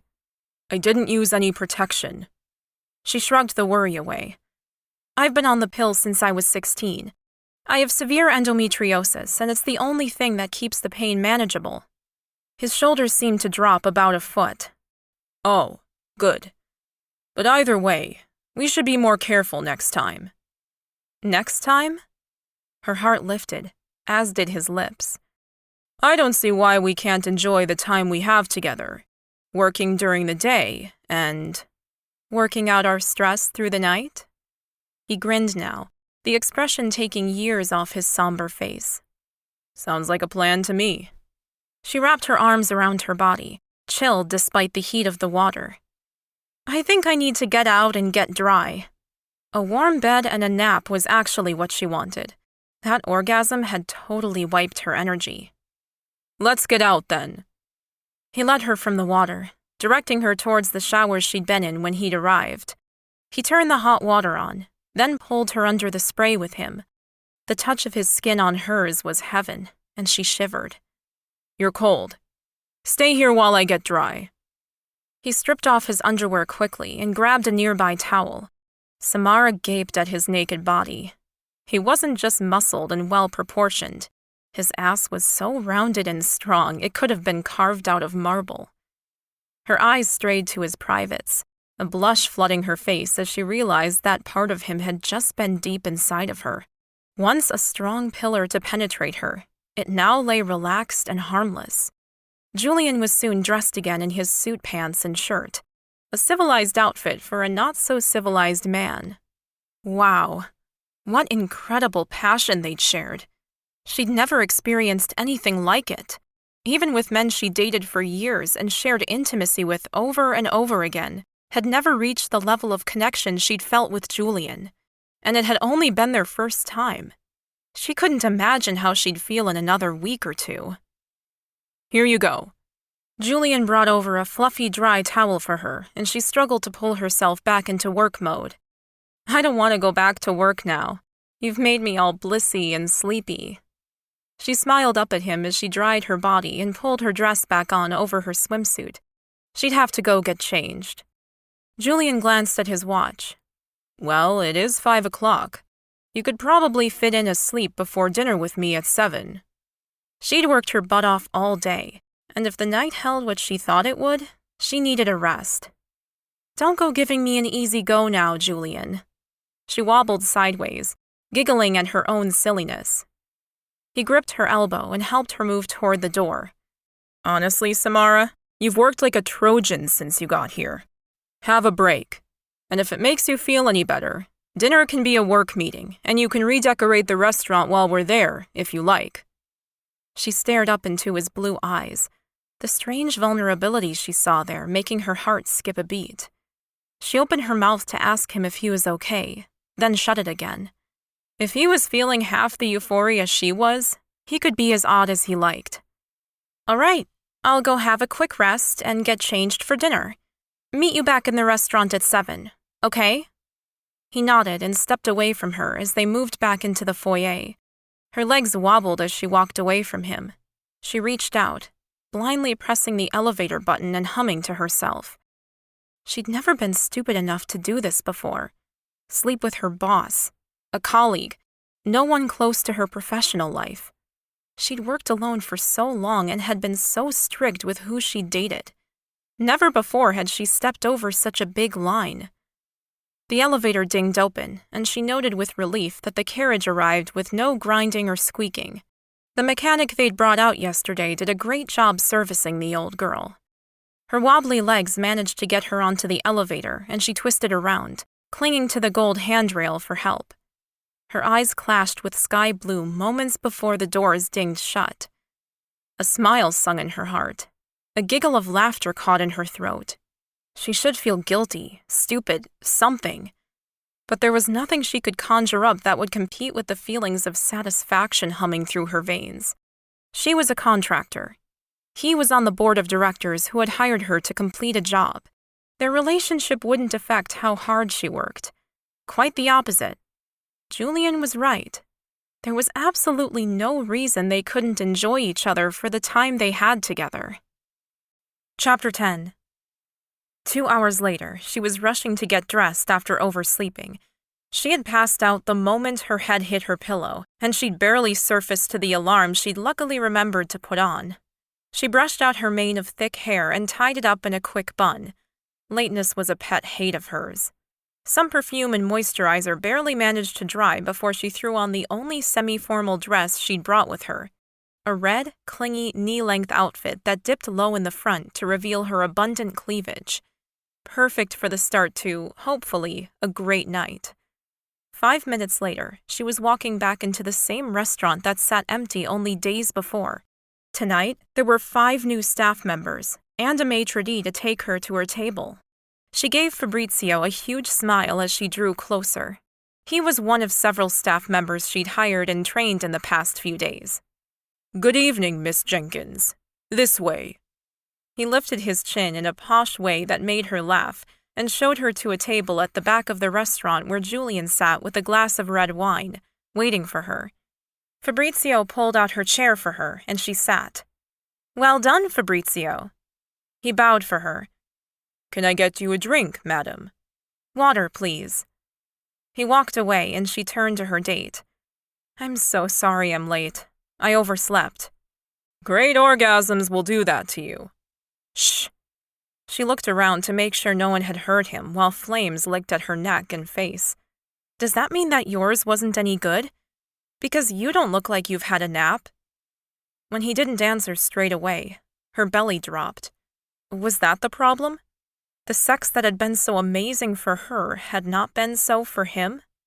He leaned in closer, placing his glass down onto the table. "If I'd lay down after that, I would have slept for a week. I didn't trust myself." Relief flowed over her like a cooling rain. "Oh, good." She picked up the menus and gave them a good look over. "What do you think of the new design? They're only mock-ups. I wanted your opinion before I went and launched an updated look, but the old one needed a desperate upgrade." She'd had a local designer put together a new logo for the restaurant and menus. "The new head chef is starting tonight, and I've asked him to make us all the specials, if that's all right." She looked up at him, but his eyes were far from interested in what she said. They were downright lustful. "It looks great." She wanted to stamp her foot, but instead playfully glared at him. "You didn't even look at it." He arched an eyebrow at her. "Au contraire. I've been here for over half an hour, meeting the chef, who is by far the most enthusiastic person I have met since arriving here, and studying your new menus. I like the logo, although a slightly less confusing font might be better." "I agree." She grinned and swallowed the hysterical noise rising up from her throat. He liked what she'd done. "Stop overreacting. Since when is a client's approval so important to you?" "I like the way the tables have been positioned, too. Less cluttered." She glanced around at the new tablecloths, cleaned walls, and freshly steam-cleaned carpets. "Yes, it's all come together beautifully, but I did have a great building to work with." Their entrees had arrived. "I've given the chef some leeway and have asked him to prepare some meals that he thinks will work. I'll give him 3 days, and then I'll readjust everything to suit." "Sounds like a good idea. Give him a little rope and hope he doesn't hang himself." She knew that old saying from her father, and it was a strange comfort hearing it so far away from home. A smile spread across her face as the warmth around her heart turned her into a puddle. "Is that what you did with me, Julian? Because I must admit, you've been a lot easier to work with than I first thought." He took a drink of his red wine and picked up his fork. "I wasn't impressed that my parents hired you without consulting me, but you've been a real asset to the company, and it was stupid of me to let my pride get in the way of getting my hotel back on its feet." Her hand trembled as she reached for her water. Wow. She'd never expected him to be so honest about his own misgivings. "I don't know what to say." He chuckled, a real laugh that made a grin stretch across her own lips. His face truly transformed when he was happy, and it made her want to please him all the more. Which was silly and strange for her. Those butterflies that made her feel like a teenager on her first date. "Well, that's a first for you. I don't know who you hired, but this is delicious." Samara picked up her own fork and sampled the prawn risotto.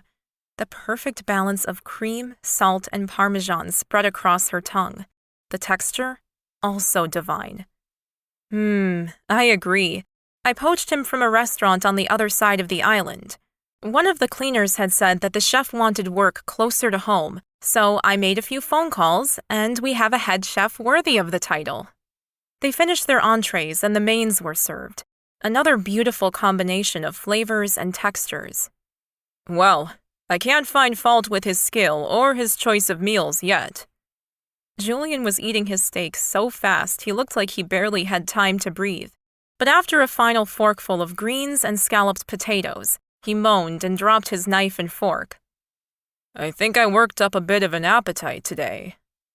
Despite her best efforts to put some mental distance between them, his words made her whole body squirm in her chair.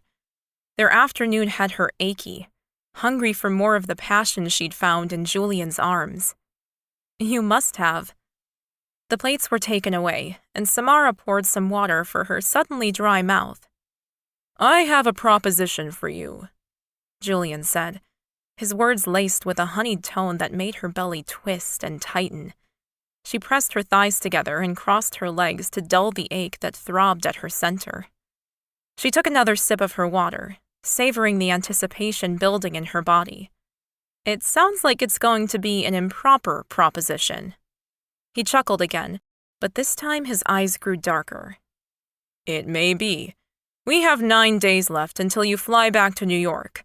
I propose that during the days we work alongside each other, just as we have been, and at night we dine together and go to bed, enjoying each other however we see fit.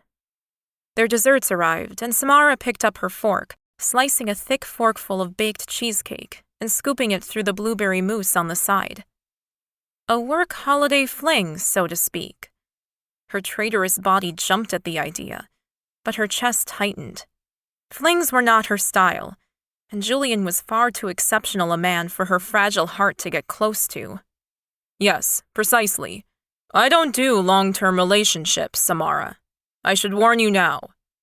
She swallowed hard and tried not to show how his words chilled her. When had she ever entered a relationship with the end firmly in sight? Never. Tell me why. And don't cite our original agreement not to get personal. I think the pool today crossed us over into the forbidden zone. Julian leaned back in his chair and picked up the shortbread on his plate, biting into the crumbly cookie and chewing slowly. Samara took another taste of her cheesecake, the smooth subtlety of the lemon zest utter perfection. This chef was worth every cent they would be paying him. Okay. I'll answer a few of your questions, if you answer mine. That's a fair deal. And not one she would have expected from him. Julian looked toward where the staff were talking, shining glasses and silver cutlery, just as they should be.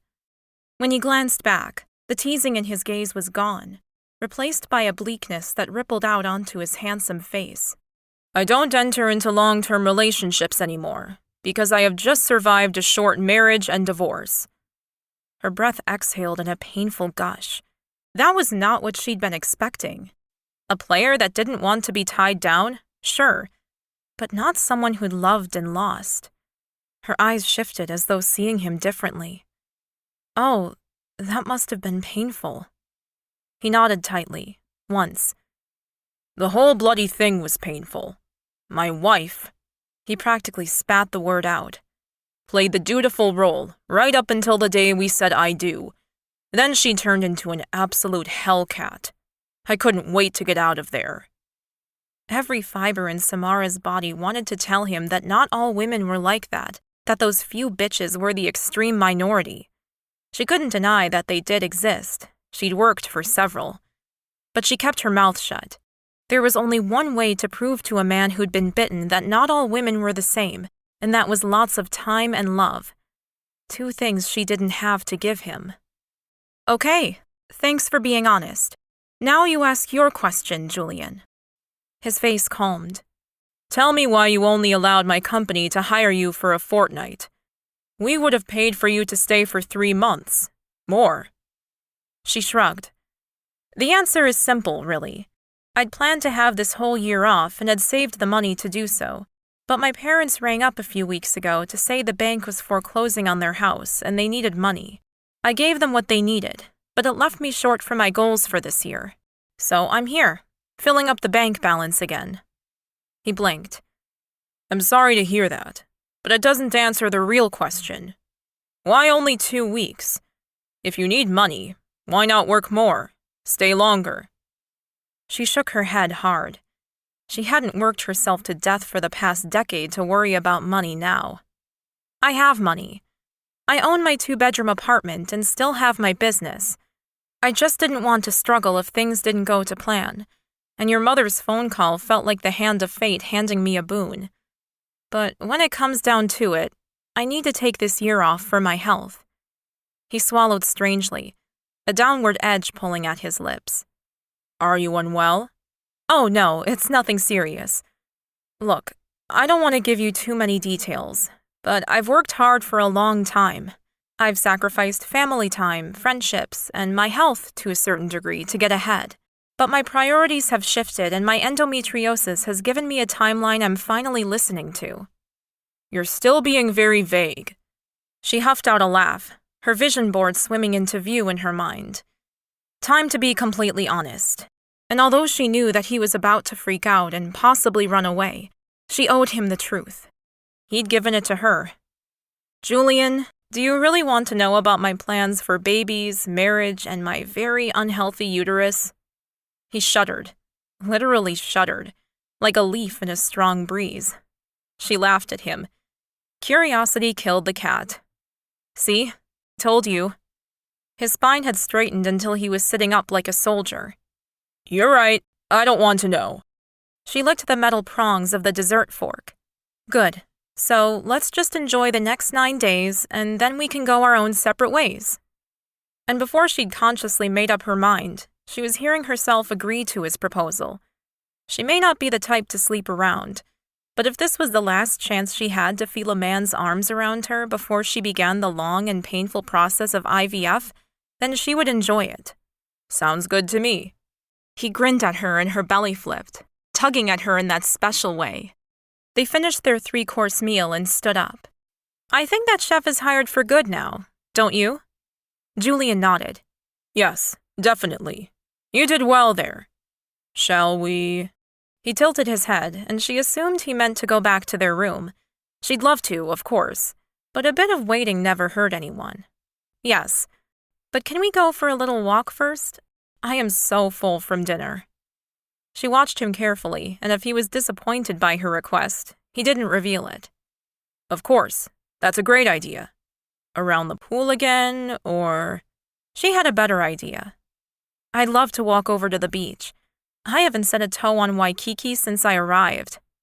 He smiled, one of his genuine relaxed smiles, and they headed into the quiet foyer and through the glass doors that now opened on approach. She giggled a little as they walked out into the humid night air, and he asked, "What's funny?" She waved her hand at the entrance. "Oh, those doors. I'm always so pleased by small improvements that make a massive difference to a business's appeal." He chuckled. "Yes, that was a good thing to fix. It was my very first phone call. How are the numbers for the hotel going?" "We're still very much in the red, but we didn't expect a turnaround from the first day. 3 months is the goal. But let's not talk about work. Tell me about your fantasies." A surprised laugh filled up her belly as she ran across the road, finally landing with her sandaled feet on the cool sand of Waikiki Beach. Now this is a fantasy. She tugged at the buckles and shuffled out of her shoes before picking both of them up. She held them by the back straps and let the small grains of sand nestle between her feet. It was dark, so all she could see was what the streetlights illuminated, and the moonlight that sparkled off the water. Standing on a beach in Hawaii. I've wanted to come here for so long. She began to walk, loving the sound of the waves, the quiet around her. She put her arms out wide and spun in a circle, her dress twirling around her legs. "Isn't this magnificent?" He chuckled softly, the sound rolling around her. She was getting used to that laugh. "Are you laughing at me, Mr. King?" She turned to look at him and began walking backwards, her eyes now adjusted to the dark so she could see the unusual play of emotions on his face. What was he thinking? Chapter 11. Julian stuffed his hands into his pockets and began walking along the firm sand, his Italian leather shoes sinking with each step he took. "I am, but it's a good thing." She twirled again like a 5-year-old with a new party dress, a sight he would never have assumed he would find attractive on a woman. But Samara was utterly enchanting. How was it a good thing? How much should he tell her? They were beginning an affair of sorts, so some nice words were appropriate. But this woman was an Alice. There was a large rabbit hole in front of him, and the last thing he wanted to do was go tumbling down it. "It's good because I've never met a woman like you. You're fun." She laughed again, the sound so clean and smooth it sent a shiver down his spine. There was no pretense or artifice to her, and he wasn't used to it. In his world, he was always looking behind people's words, investigating their intent, and second-guessing how they were trying to manipulate him. With Samara, he didn't need to do that. She was different, and it was as obvious as the moon in the sky. And all of a sudden, he was intrigued. "Tell me why you're so different, Samara. Where did you grow up? What were your parents like?" He was a big believer in making your own destiny, but science was proving just how important genetics were in making you who you were. "I'm not that different.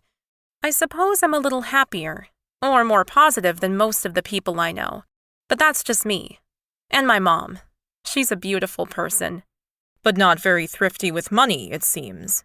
He regretted his words the moment he saw her face drop. "Well, they are, actually. My dad got sick a while ago, and they had to remortgage their house to pay for it, and I think they fell behind on payments with him not working. They live on a big block with lots of development potential, and I think someone saw the chance to grab their house. I don't blame my parents." He cleared his throat. "I'm sorry to hear that." What did he know about a single home and needing to remortgage to pay for medical bills? It was so far away from how he'd been brought up. "So, you grew up—" He didn't want to say poor, but what other word was there? "I grew up very happy and had everything I needed," she finished for him, dancing a little in the sand. He frowned as he watched her delight. Was it possible that this was all an act? He doubted it. "Come on, Julian. Take your shoes off. And your jacket, too. You look ridiculous." "Why? You want to go skinny dipping?" That would be the only reason that he'd be stripping off his suit. She giggled in the night air. "Nope. But you've got a point. Home time?" She bounced back to him, dropping her shoes and grabbing both of his hands in hers. A hand squeezed his heart from the inside, taking his breath with it. Samara stared up at him with the trust of a child, and he was undone. He pulled her closer, and his lips touched hers, breathing in her scent, her warmth, her smell. "Let's go back to the hotel." She nodded and bent down to pick up her shoes, taking his hand once again so that they could walk back together. It was a foreign feeling, the casual squeeze of her hand in his. They weren't on display. No one could see them. She wasn't like his ex-wife. Samara wasn't holding his hand to mark him as her property, nor playing a role. She wanted to hold his hand. And considering what they were about to share, it all made sense. He pulled away as they stepped back onto the pavement, his hotel a huge presence across the road. "Shall we?" She nodded, and together they ventured inside, walking up the stairs to her room on the second floor. His heart pounded as they entered her room, an anomaly in these situations. She undressed for him slowly. When he finally lay her down, she didn't allow him an inch of space. She clung to his back, kissed his lips, and pressed into him so hard he was scared she'd squeeze the very soul out of him. When they were done, he wanted to stay with her, a horrible, uncomfortable feeling that had been absent for so long. He managed to extricate himself once she'd fallen asleep, and when he stepped into the hallway outside her room, he could finally breathe.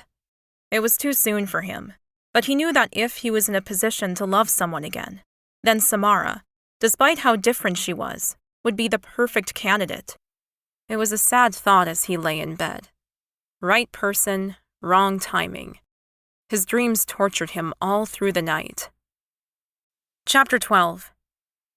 "No, it's your turn to answer one." Samara pushed Julian's naked chest back hard until she could jump on top of him, clinging to the sheets to cover herself while his hot, naked flesh pressed into the spot between her thighs. "Fine. Ask away." They'd continued their one-question-a-night game after that first dinner, and she was beginning to crave that special time with him. Those few short hours she got to see Julian unguarded, smiling, they weren't enough. Tell me what you're most afraid of in the world. Blue eyes grew stormy for a moment, before clearing like a summer's day. Snakes. I can't stand them. Oh, you're cheating again. She reached under his arms and tickled the flesh over his ribs. He flipped them both over, and she landed flat on her back, her hands pinned above her head. He smirked down at her helpless form, and she glared back. He was too strong for her, and even though she hated it because it made her feel weak, she loved how dominant he was.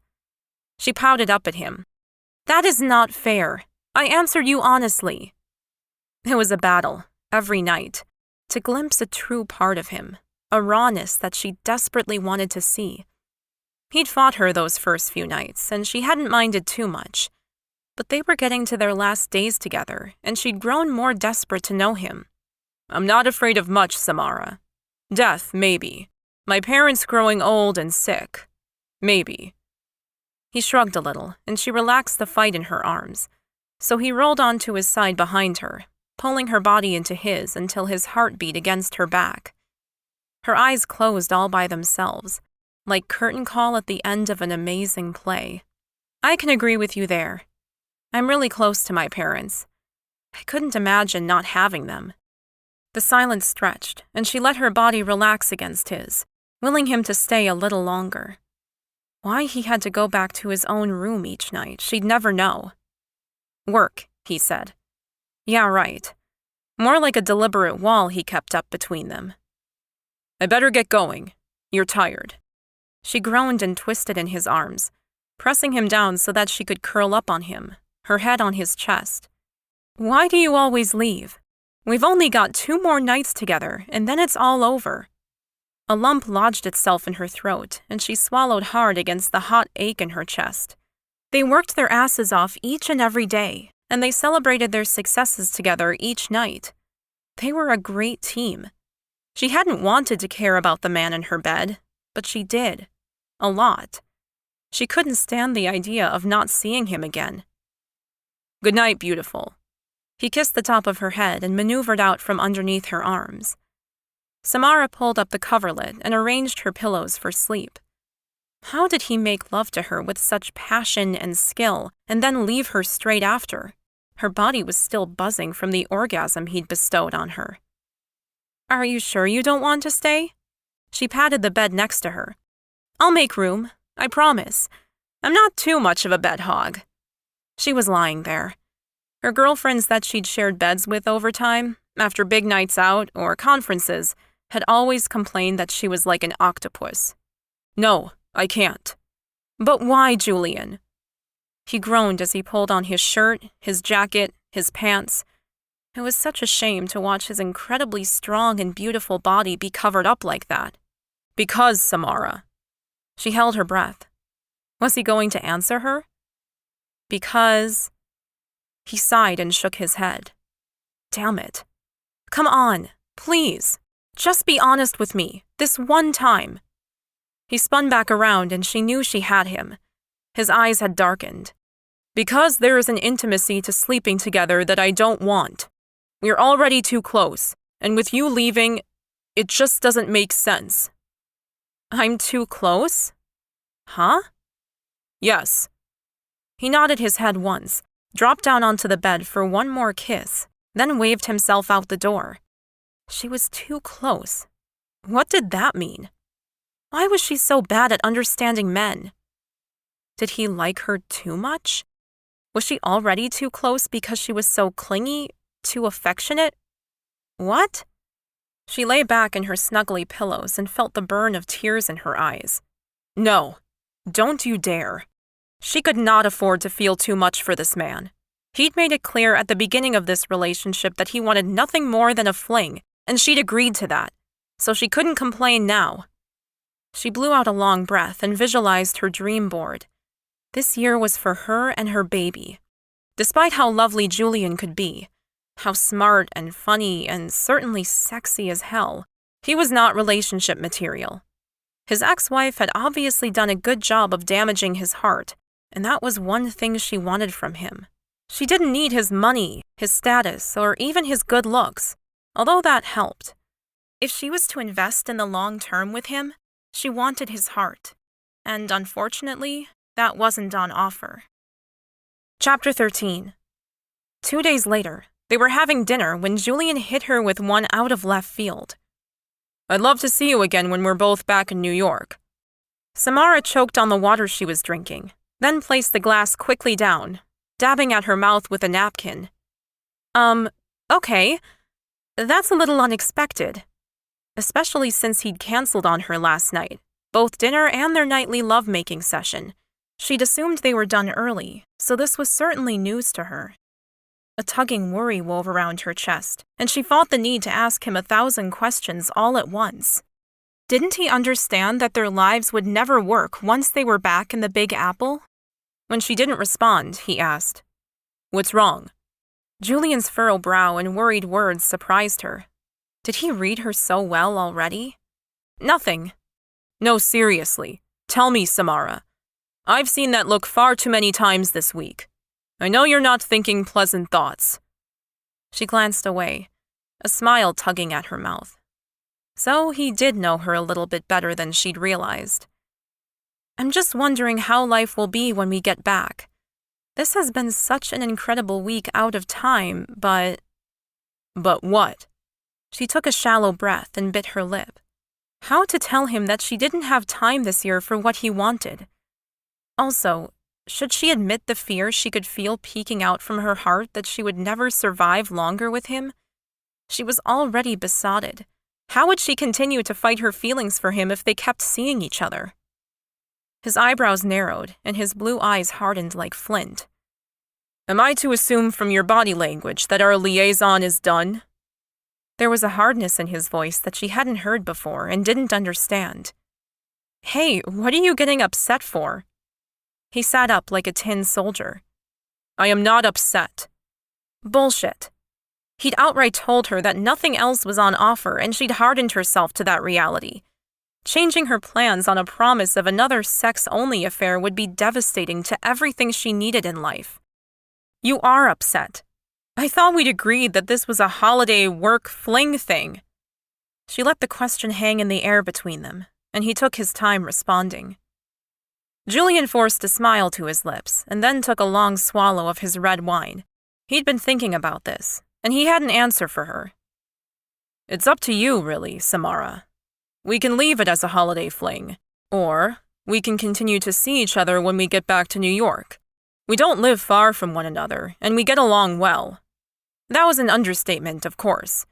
He'd never met a woman whose company he enjoyed so much, but he was keeping that to himself. She drew a deep breath. Looking away for a moment, an unease shifted in his chest. Had he read her enthusiasm over the past few weeks incorrectly? He'd thought she would jump at the chance to spend more time with him, enjoy his lifestyle, his money, even just the sex. That was good enough to sacrifice time for. Her eyes shifted back, a pinch between her eyebrows raising red flags for him. "What sort of relationship would you want back in New York, Julian?" This was the slippery slope question. Women slid these into conversations too often, and he had to be careful here. "Same as we had here. Dinners, sex, conversations. I find that I enjoy spending time with you, sharing ideas." He swallowed, amazed at the strength of emotion tightening in his chest. "I don't enjoy people's company often, and I'm going to miss these easy exchanges once I'm home again." All of that was true, and he was surprised how easily it spilled from his lips.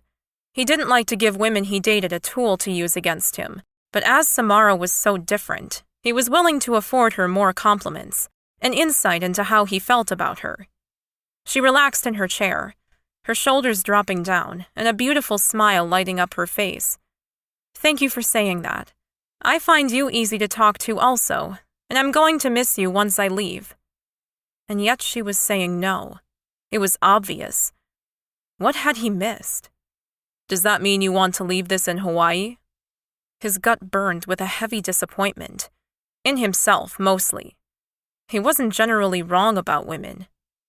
No, I'd love to keep seeing you when we get back, but... She bit her lip, and his mind whirled with possibilities. A boyfriend? A husband? Kids? What was stopping her? And why hadn't he researched her more thoroughly before taking this step? Foolish mistake. A first.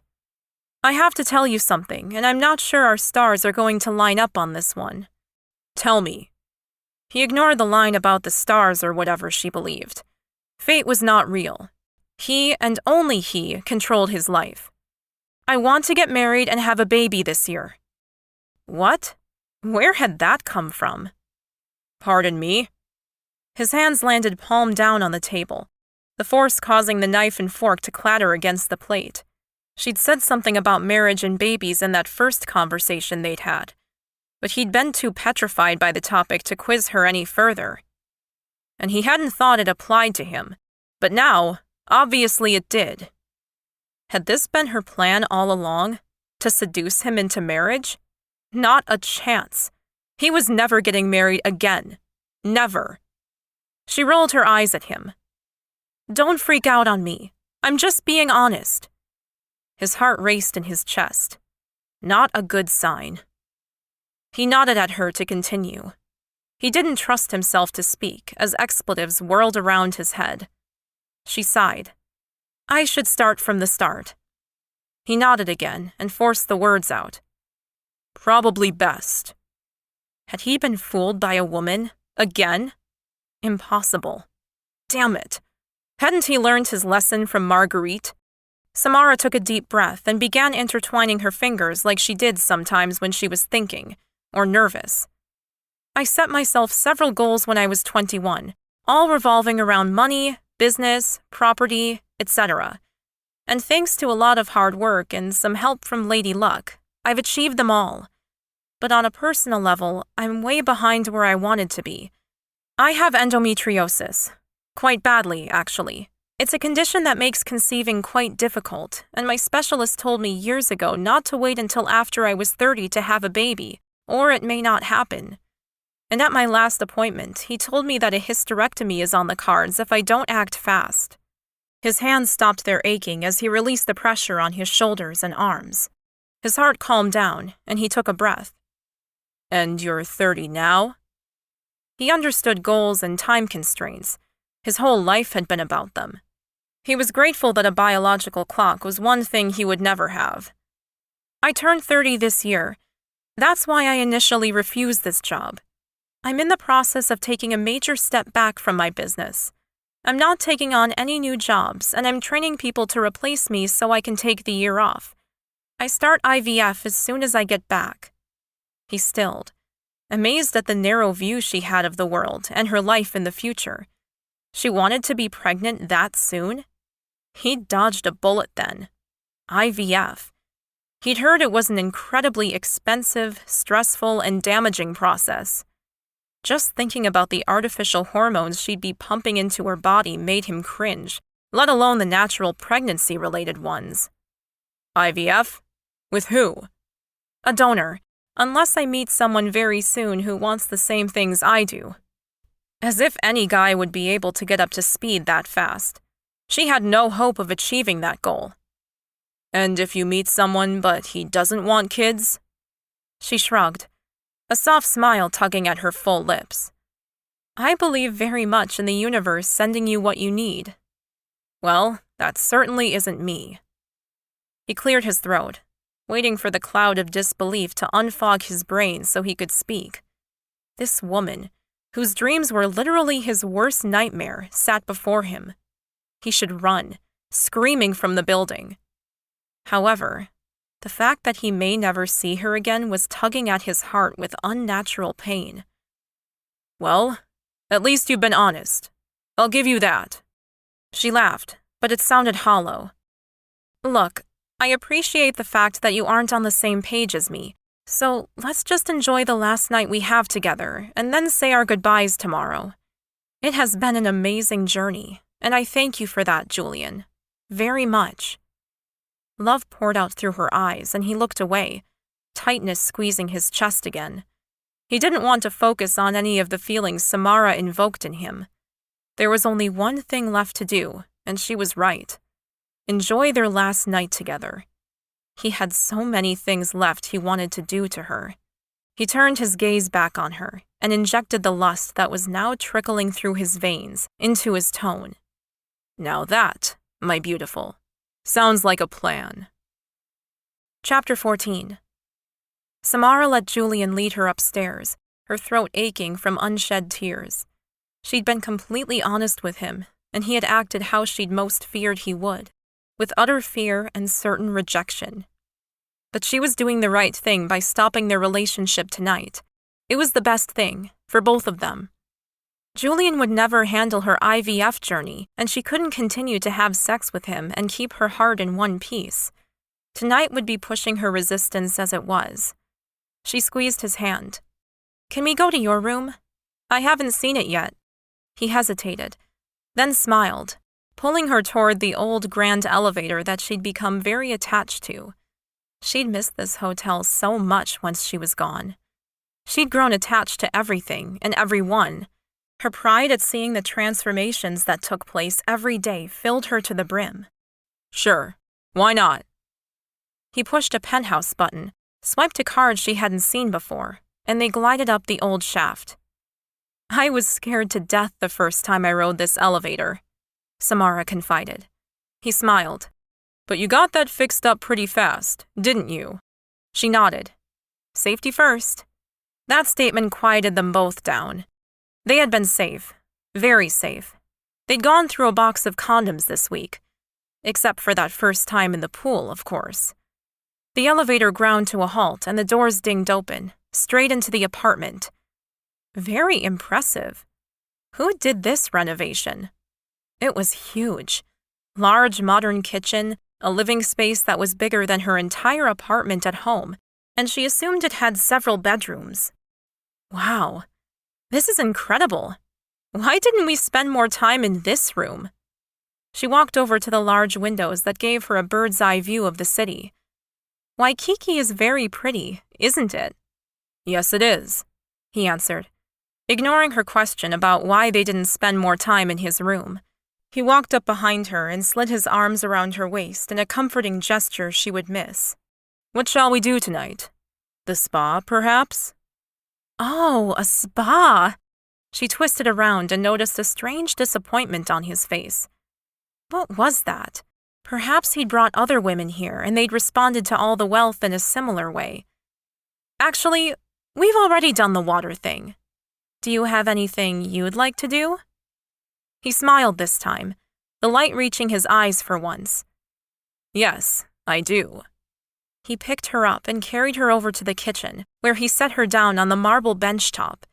She tried not to squeal as the cold bench top bit into her thighs and instead focused on him. Lie back. Throwing caution, and insecurities, to the wind, Samara lay back on the cool marble. Nervous bubbles wiggled in her belly, but she did as he asked. She covered her face with her hands, a strange embarrassment sweeping over her as tingles of pleasure curled in her belly. They were beneath bright lights, in his kitchen. Oh, wow. Julian, please, He stood up and looked down on her. What is it? I want you. Satisfaction showed in his gaze as he grinned. She pulled herself up to sitting and attacked his buttons herself, opening his shirt so that she was free to touch him properly. Her hands ran over his hot skin and pushed his shirt down his arms. She held tight to his shoulders and stared into his eyes as he stepped closer. Julian said, I want to remember this. She bit her lip as hot tears gathered in her eyes. She concentrated on her breathing, his blue gaze connecting with her, bringing them together for the very last time. That thought caused more tears, and she closed her eyes, dropping her head as the feelings overwhelmed her. His hand shot up and lifted her chin. No hiding. I want to see you. They were now both part of the ancient dance, a race to the end. The heat settled over them like a cloud, and she didn't want to break the spell. But when he finally did, she let go of any hurt feelings. This was one last night to remember. They didn't have breakfast together, nor really said goodbye. I better go, Julian. I've got a lot of things to check off before my flight tonight. Of course. Thank you for all your great work over the past 2 weeks. You really have got this hotel back on the road to recovery. Straightening her collar, she ran her fingers quickly through her hair. She'd have to stop off at her room to shower and change, then she'd attend to the staff. Turning to him, she pasted on her sunniest smile. She'd done a great job, even if she did say so herself, and had a better time than she'd ever imagined. It has been an honor, Julian. This job has been an incredible experience. The new managers are all very qualified for their positions. My handbooks are all being printed and should be here this weekend, and I'm only a Skype call away if you need anything else. Something she'd made sure everyone in the hotel knew. Just because she'd be home doing her health retreat thing didn't mean she couldn't fit in a call or two. I know, and I have your email. I wish you luck with your future plans, Samara. She smiled at him, her heart squeezing tight. You too, Julian. It really has been an honor to work with you. He smiled at her, then headed off into the shower, shutting the door behind him. Samara managed to get through the day very well, surprisingly well. She tied up all her loose ends, managed to speak to the staff, and even have a beautiful, albeit fast, dinner as she was running out the door. Leaving the hotel was so far away from her first experience when she'd arrived 2 weeks ago, she could barely believe it. This time, the maitre d' called her a taxi. The doors whooshed open on their own, and there was a tour bus arriving on the doorstep to check in. She left Hawaii with a smile on her face and knowledge that she'd done a great job. However, the ache left in her chest as she watched Waikiki disappear beneath the cover of cloud as her plane took off, told her that Julian would not be as easy to forget as she'd originally hoped. Chapter 15. The baby looks perfect. Measuring a little big for 20 weeks, but that's still within normal limits. You are one very lucky woman, Samara. Samara couldn't tear her eyes away from the ultrasound screen where her baby moved vigorously around, almost as though it were trying to run away from the probe pressed into her belly. I am so lucky.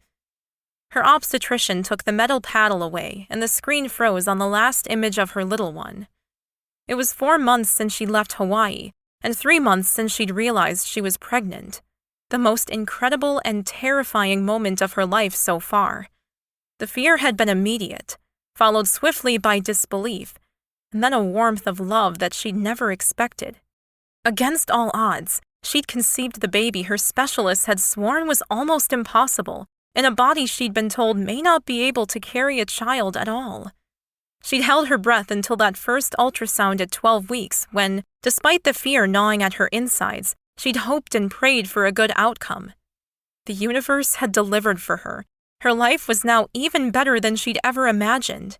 Seeing the little baby's heart racing away on that first screening caused tears. They hadn't stopped since.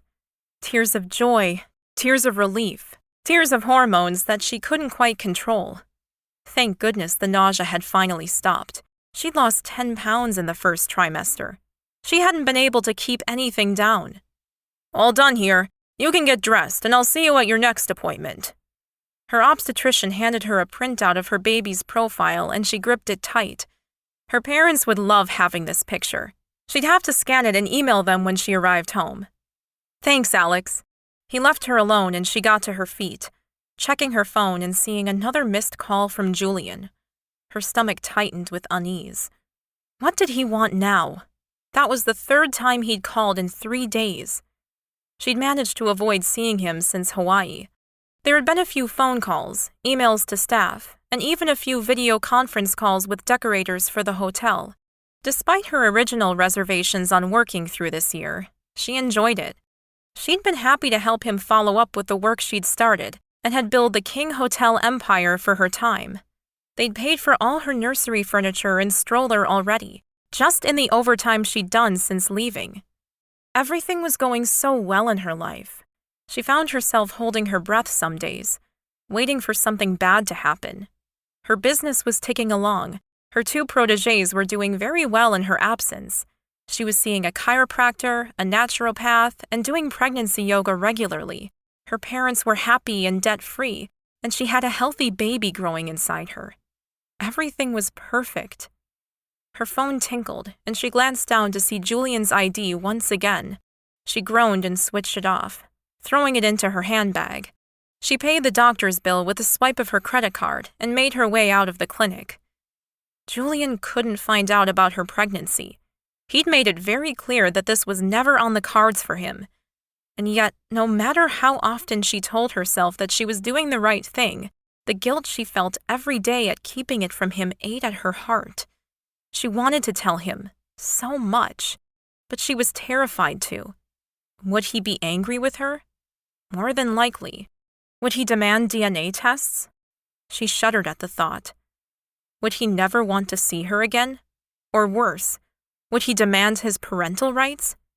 No, she wouldn't lose her baby. It was not an option. She walked the few blocks home, stopping for a soy latte, her one for the week. She'd cut back on most unhealthy foods, but she just couldn't give up her little bit of chocolate and caffeine.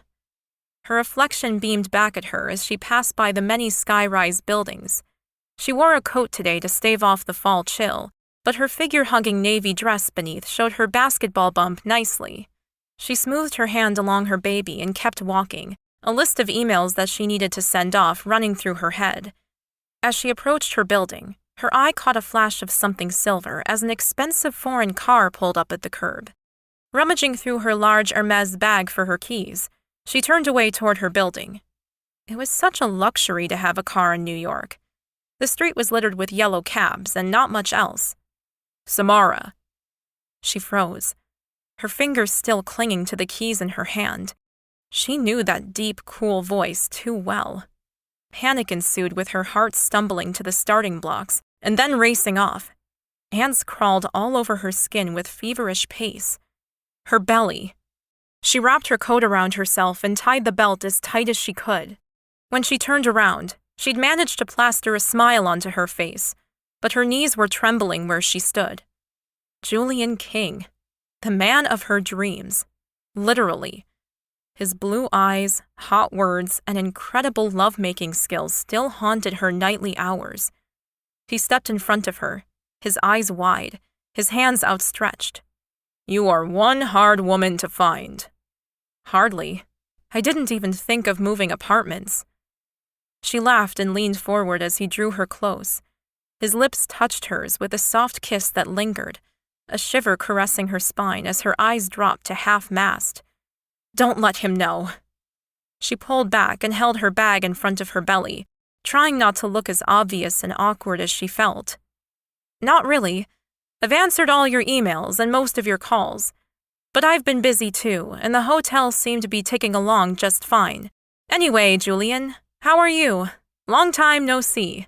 She was forcing it, and when his mouth dropped into a displeased frown, she knew she was blowing it. Big time. What's wrong, Samara? Have I interrupted something? Are you meeting your boyfriend or someone? He looked behind him as though expecting a man to materialize. She laughed, forcing out the sound. Of course not. I was just sorting out lists in my head. A bit distracted today. How are you? How's the hotel going? Trey has sent me photos and I've seen lots of good reviews on TripAdvisor. It had made her proud to see so many people flocking back to the hotel she'd helped rebuild. And you've got your money, of course. His tone was flat, and it made her gut twist. Yes, she'd received the bonus she'd been promised if the hotel performed as they'd wanted within the first quarter. Mrs. King had been very impressed with the changes. Yes, I did. Thank you. Julian glanced up at her building. Can I come up? He took her elbow and turned her, her feet moving despite her brain telling her to stop. No. It's not a good time. Julian stopped, his hand falling away from her elbow. You have met someone. No, it's nothing like that. I just want to keep things as they were left. Clean cut. Well, I don't. Let's go. I hate talking on the street where everyone can see us. He kept walking, and somehow she followed along with his plan, opening the front door to her apartment building and got into the lift before she could think of a better way of putting him off. He pushed the button for her floor and she rolled her eyes. He knew where she lived. She wouldn't have been able to avoid him even if she'd convinced him to go away today.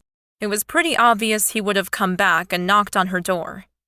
Damn, I should have said I had a new boyfriend. He would have left then. When the elevator opened, she walked out into the hall and fumbled with her keys. Julian, what do you want? I really do have lots to do today. I have another proposal for you. A better one. So if you don't mind, I'd like a coffee and to sit down with you and talk about it. His tone brooked no argument and her brain went to mush. She twisted and held the key out, managing to get it into the hole and turning the knob to let her back into the apartment. She held her breath as she did a quick scan of the furniture. No, nothing baby-oriented that she could see. It was all tucked away in the nursery. Coffee, you said? She walked over to the kitchen and turned on her coffee machine. She hadn't used it in months. The aromatic smell that had once made her practically moan with delight now made her belly churn. One of the many things she'd gone off during her pregnancy. Cappuccino? She put the pot into the machine and heated up the milk, her heart fluttering away like a caged bird. How was she going to get him out of here? She made his drink and turned around, pushing it across her crowded bench top. Her back was sweating and she was dying to take her coat off, but the last thing she wanted to do was expose her pregnancy. What can I do for you, Julian? His eyebrows did that odd dance when he was surprised by her and wasn't sure what he should say. I wanted to see you. What's wrong with that? You've been avoiding my calls and I wanted to check on you. Make sure everything was okay. She gestured to herself in general. Well, as you can see, I'm fine. Traveling along my journey. The corner of his mouth kicked up an acute smile she remembered so well, and her tummy fluttered at the sight. You're such a hippie. She shrugged and crossed her arms over her chest. Yeah, well, I'm me. And you know that. I do. And that's why I'm here. You look different. You have no idea. Well, I feel different. I'm finally looking after myself as I should. So please, I have a shower calling to me and a conference call later on. Our business is done, Julian. He was still staring at her, his eyes surveying her body, skimming over her breasts and lower. She looked down and realized crossing her arms beneath her breasts had caused her coat to tug against her belly, exposing her curve. Oh no. Chapter 16. Was that the reason she was still in her jacket? Her cheeks flushed pink with the warmth of the room. She was hiding her belly from him. But why? Julian swallowed the acid in his throat, his eyes lingering around the soft swell of her lower abdomen. Her jacket gaped open, revealing, "You're pregnant." The words came out like a gunshot in the room. His hands began to shake as he picked up his coffee cup and took a sip, ice running through his veins, vanishing all remnants of heat. Had she gotten herself knocked up after she returned to New York, with IVF as she had planned? Or was it his? Whose baby is it, Samara? His brain calculated the dates. 4 months, 1 week since she'd returned to New York. He had no idea how pregnant she looked, but he was going to find out the truth, so help him. Why was she stammering? The question wasn't that difficult, and definitely indicated a hole in her usual immediate honesty. Julian, this is my baby. There is no father. Anger boiled in his gut like a turbulent sea. He pressed both palms into the cold marble of the bench top, glaring hard at the woman he thought he could trust, who wouldn't lie to him about something so important. It's mine, isn't it? She didn't move, but every instinct in his primitive hunter sensed the fear, knew the truth. No.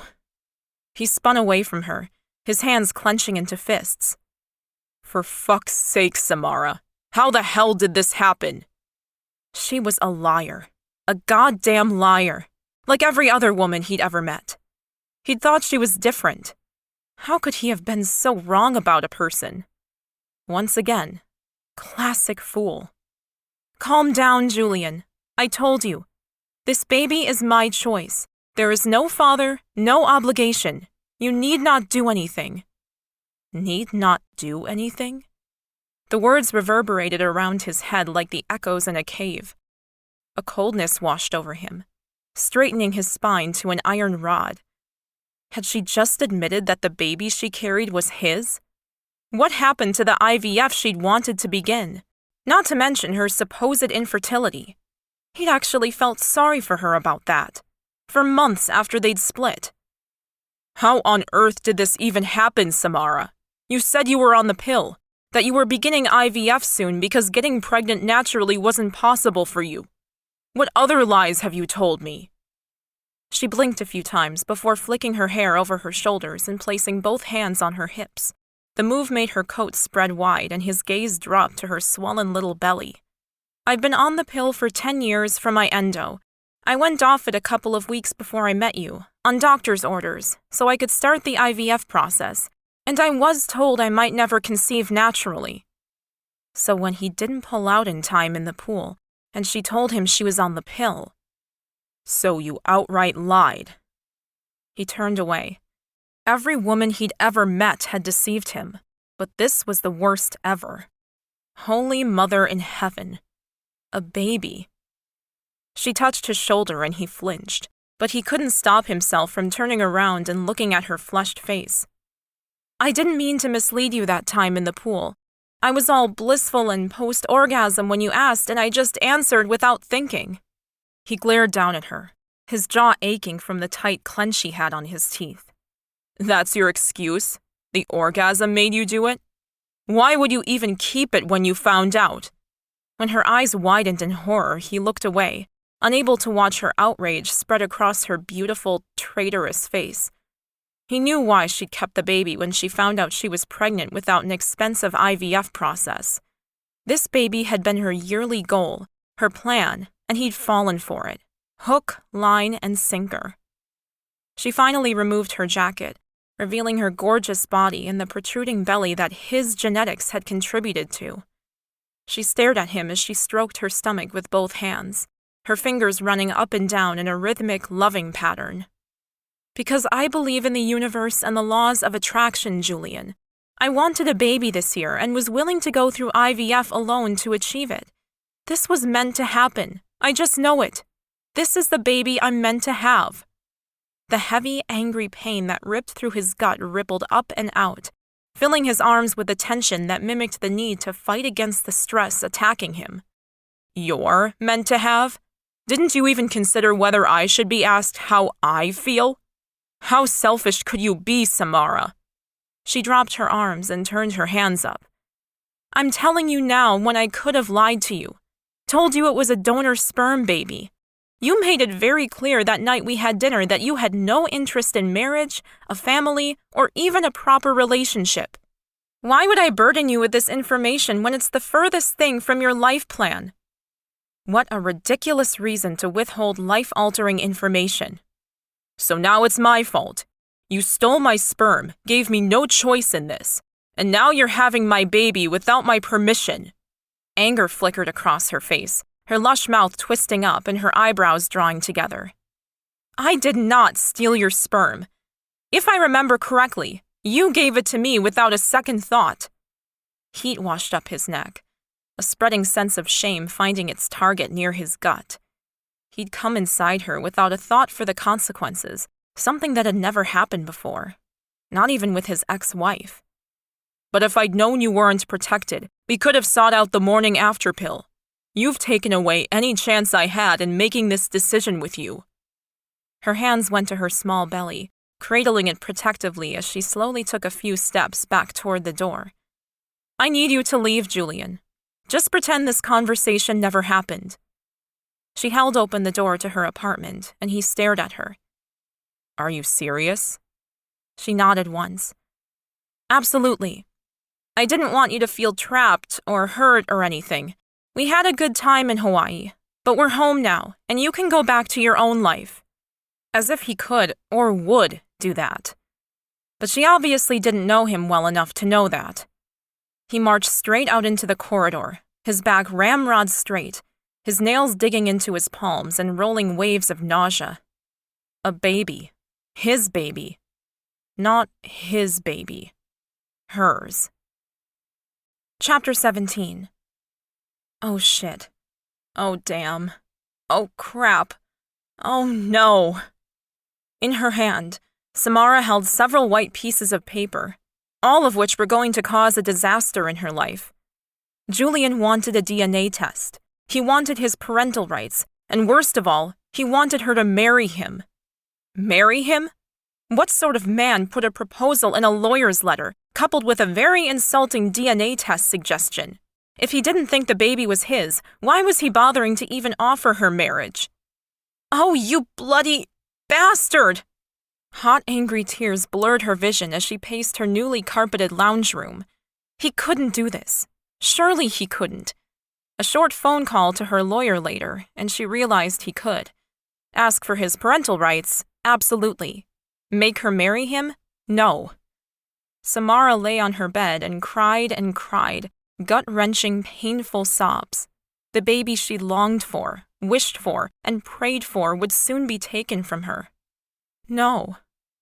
She fell asleep somewhere through the night, only to be woken by a doorbell well after sunrise. Blinking her eyes awake, her clock read 9:10 a.m. Who on earth would be banging on her door this early? She pulled herself out of bed, nausea swimming in her gut and rising in her throat. She grabbed for the crackers on her bedside table, chomping on one of them as she slowly climbed to her feet. She tried to swallow, but her mouth was too dry. Yuck. The banging continued and she called out, "I'm coming!" After what felt like forever, she finally made it to the front door. Samara squinted through the key lock to see the devil himself standing on her stoop, red horns and a swishy tail present. Pressing her lips into a thin line, she grabbed for the door. She unlocked it with banging precision and pulled it open to glare at him before she'd even thought about the intelligence of that decision. "What the hell are you doing here?" He had the grace to look bashful, his eyes averting to the ground. "Can I come in?" She bit her tongue, the litany of curses she wanted to hurl at him ready to jump at a moment's notice. But there was a bashfulness to his submissive stance that made her hold her tongue, and instead, she just stepped back and waved him in. Only then did she notice the bouquet in his hand. "These are for you." Again, her first reaction was one of violence, but she'd never been one to take her anger out on poor, defenseless flowers. She snatched them from his hand and marched over to her kitchen bench. "Thanks. Shut the door behind you." The crystal vase her mother had bought her as a housewarming present sat on the top shelf and was the perfect size for her flowers. Of course. She pulled it down, filled it with water, and began arranging them. They weren't just red and white roses. There was a combination of greenery, tulips, and even orchids. As she stared into the center of the vase, water twisting around the stems reminding her of how swamped she felt herself, she asked her tormentor, "What do you want, Julian?" He pulled out a bar stool and sat down at her kitchen bench. "I want us to talk." Her head snapped up and she narrowed her eyes at him. "Talk? Don't you think your lawyer's letter said enough?" He shook his head and held up his hands. "No, it didn't, and I apologize for that. I think I acted too rashly." Her temper exploded like Mount Vesuvius. "You think? You think? I am pregnant, by the good graces of whatever deity deemed it possible, but this is still a very high-risk pregnancy. I do not need this stress or this shit, Julian. I spend every day meditating, going to yoga, and eating the most organic food I can find to keep my baby alive, and you decide to threaten me with a lawyer? What are you trying to do? Make me miscarry?" She was screaming by now as her true fears poured out. She'd put everything on hold for this baby's health, and its own father had put its life in jeopardy. The stress from yesterday would surely leave its mark. He stared at her, his eyes wide and his lips thin. "Are you all right?" "Of course I'm not all right, and you can forget about me marrying you. You can wait until the baby's born and then do your DNA test. Don't you be thinking you'll be putting a needle anywhere near my baby. The risk of miscarriage with an amniocentesis is 0.5%. You can go jam it up your ass." Breathing was becoming a problem. She panted, taking long, quick breaths. How could he do this to her? Julian pushed himself to his feet. I didn't mean to distress you so much. I wasn't thinking properly. I'm sorry. You should be. She moved around the kitchen bench and staggered to the couch, falling into the soft cushions and grabbing a pillow to cuddle for comfort. She gulped at the lump in her throat. And I can't believe you honestly even want a DNA test. As if this baby could be anyone else's. That had really pissed her off. She hadn't slept with anyone in months before she'd met Julian. Longer if she was truthful. Accusing her of being a slut was hitting way below the belt. Julian sat down in the couch opposite her, his mouth tight. That wasn't my idea. Good, because you're not getting the results for another 20 weeks. She held tight to her pillow and turned her face away, staring out the window where there was a clear, cloudless fall sky. Bloody stupid weather. Where was a hurricane when you needed one? Maybe it could blow Julian right over a rainbow. I believe you, Samara. She snapped her head back around. And do you still believe that I did this on purpose? He didn't blink, but there was a hardness in his gaze that answered it for him. Of course you do. She fell back against the pillows and let her hands fall down to the side. How was she ever going to make him understand? She would never have deliberately done this to him. Never. Chapter 18. Julian regarded Samara as covertly as possible. Her keen eyes were too perceptive for him. He wouldn't be able to hide anything from her, so no point lying to her. Yes, his suspicions were still there that she had tried to get pregnant on purpose, but there was one thing that was bugging him. She hadn't told him, had no plans to do so from her reactions so far. So what had he been? A means to an end? A cheap sperm donor for her baby? Because despite his lawyer's obvious fears, she wasn't after his money. He'd had her investigated yesterday while he stewed in his juices, and although she was nowhere near the league of his parents or himself, she was very comfortable financially. She would provide a nice life for her child, but there was no way he was going to let her do it on her own. It's not that I believe you did this on purpose. I know the sex in the pool was more my idea than yours. His mouth twisted as the piece of logic popped into his head. She hadn't hunted him down, tied him up, and stolen his sperm. She'd engaged in very passionate, hot sex, and he'd been the one with no control. The pill lie still bugged him, though. But you lying about the pill afterwards. Her groan was immediate as she pulled herself back up to glare at him. I don't know how to make this any clearer. I was on the pill for over 10 years, non-stop. I couldn't go off it because of the bleeding and the pain. I went to my gynecologist in February and told him this year was the year I was going to try to get pregnant. I had an operation to cut out all the endo in my belly, and then he said I had to go off the pill if I had any chance of getting my ovaries working again. I had plans to wait a few months, get my body super healthy, and then start IVF. I never thought I would be able to conceive naturally. Since I turned 18, I'd been told it would be practically impossible for me to ever have a baby. She was panting now, her chest heaving with her impassioned storytelling. He nodded and let her words sink in. It would be easy enough to check with her doctor the facts she spouted. He'd once been a man who could tell if someone was lying with a look, but since his massive failure with his ex-wife and ex-manager, he didn't trust his own instincts. Because they were telling him that she was being honest. All right, I will believe you. He didn't have his fingers literally crossed, but mentally he had both hands making the motion. But we still have the issue of the pregnancy. I want to be able to see the child every day. Living together in marriage is the best solution. Originally, he had balked at the idea, massively.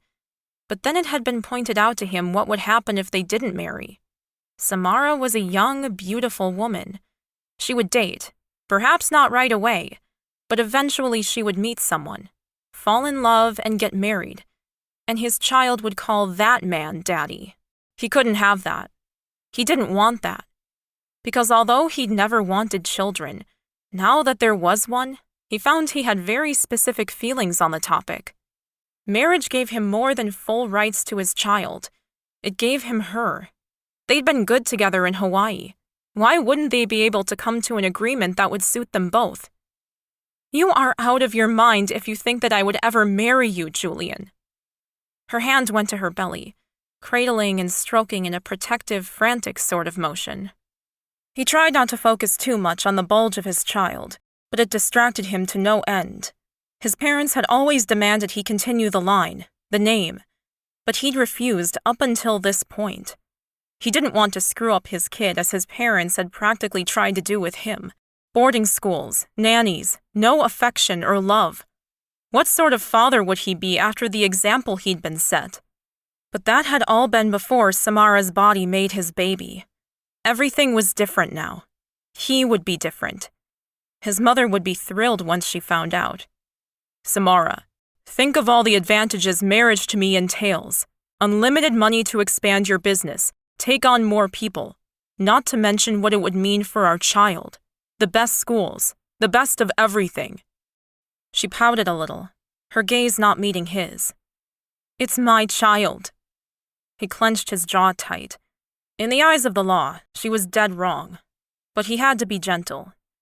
Obviously, his lawyer's letter had sent her into an absolute meltdown, which could not have been good for the baby. Samara, please don't push me. I am the father, 50% of that baby's parents. He left the rest unspoken, but even that seemed to agitate her as she stood up and moved to the kitchen. Do you want a drink or something?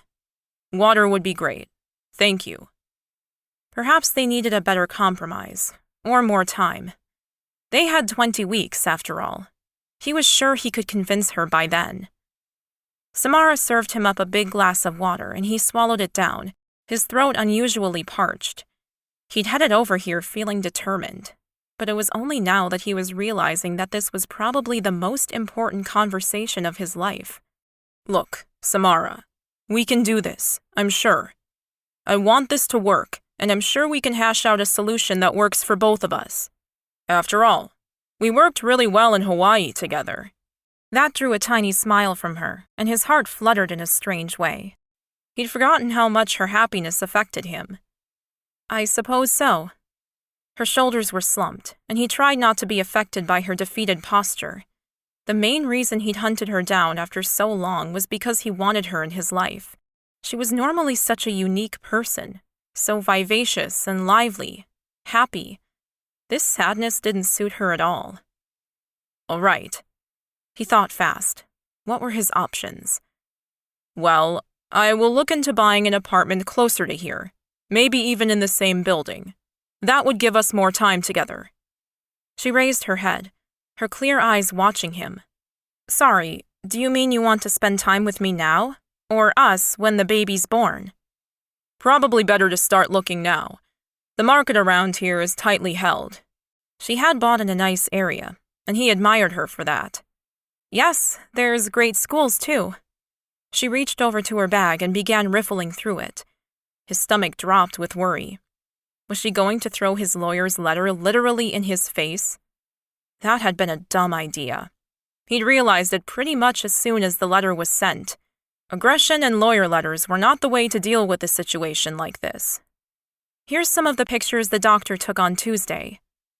She passed him 2 small black and white photos, and for a moment he didn't know what he was looking at. Just blotches of white and out-of-focus shapes. There's the head and nose, Samara explained, running her fingernail over the picture. The photo transformed, and suddenly, Julian could see a baby. Oh my God. He couldn't believe it. There was a whole person in the photo, and he hadn't even seen it. The doctor asked me if I wanted to know the sex, but I didn't.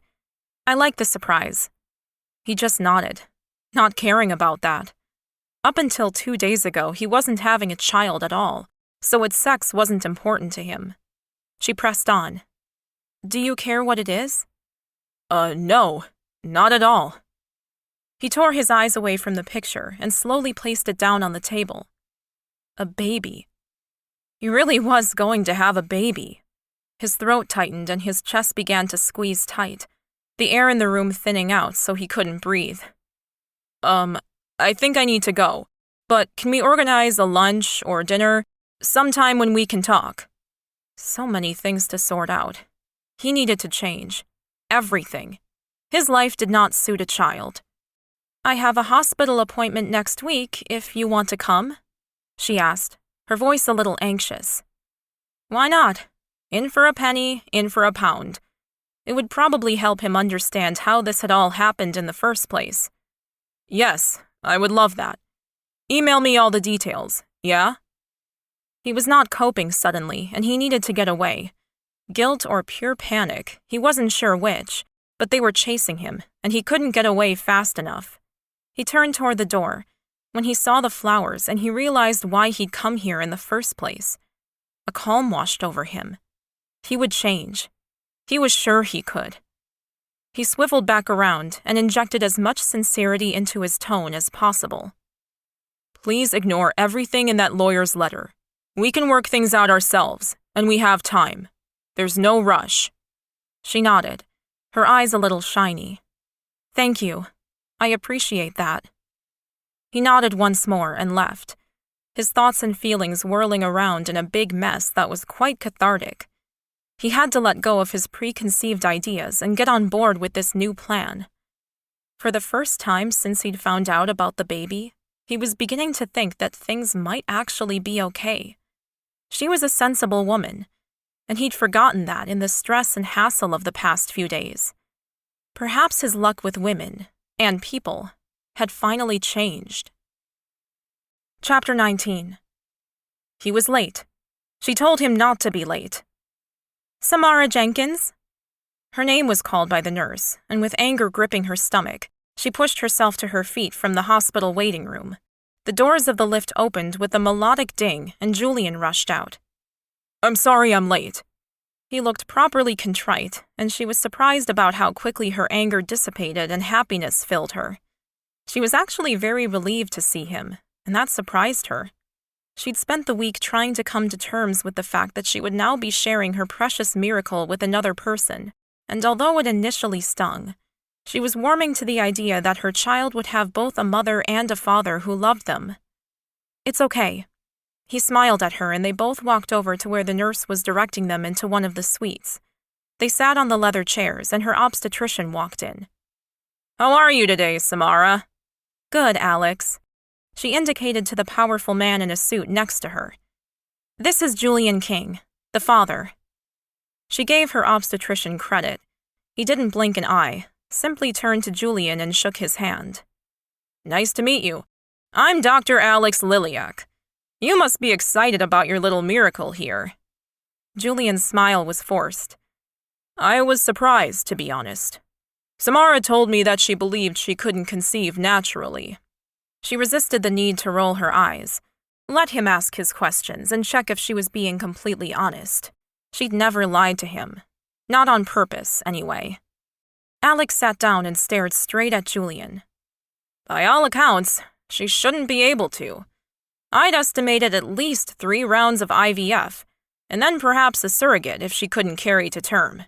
Samara is amazingly healthy, and so is the baby, considering the limitations of her body." Julian nodded and swallowed. If he had any more questions, he kept them to himself.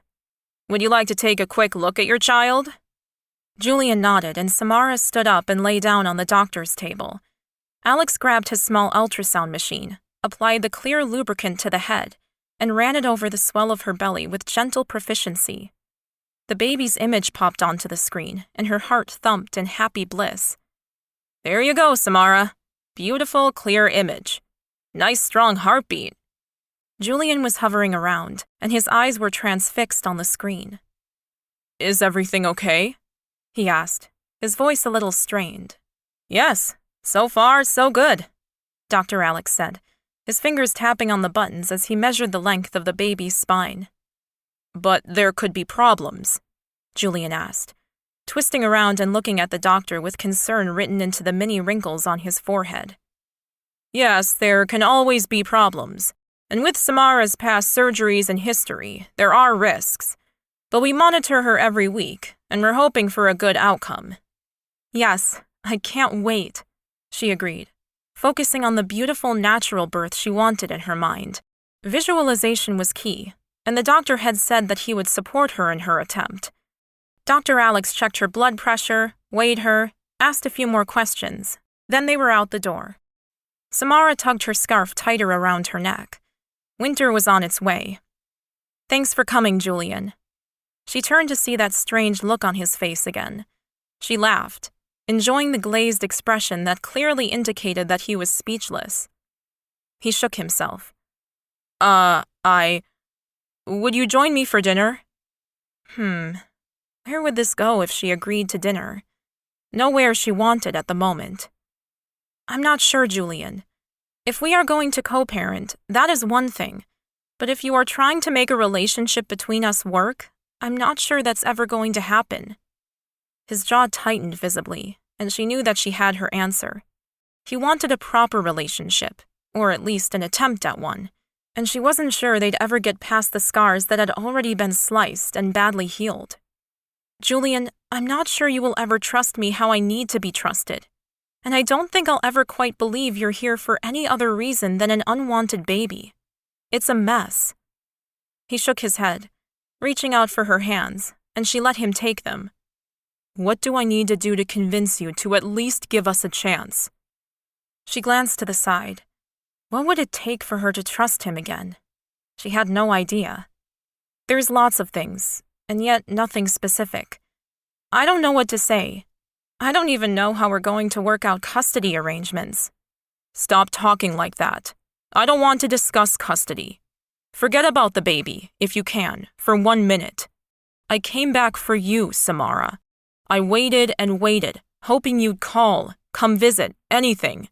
Finally, I couldn't stand it any longer, and I found you. Don't you understand? I want you." His eyes were so sincere, and his words were every bit as beautiful as she'd imagined in her most secret of fantasies. But how to believe him?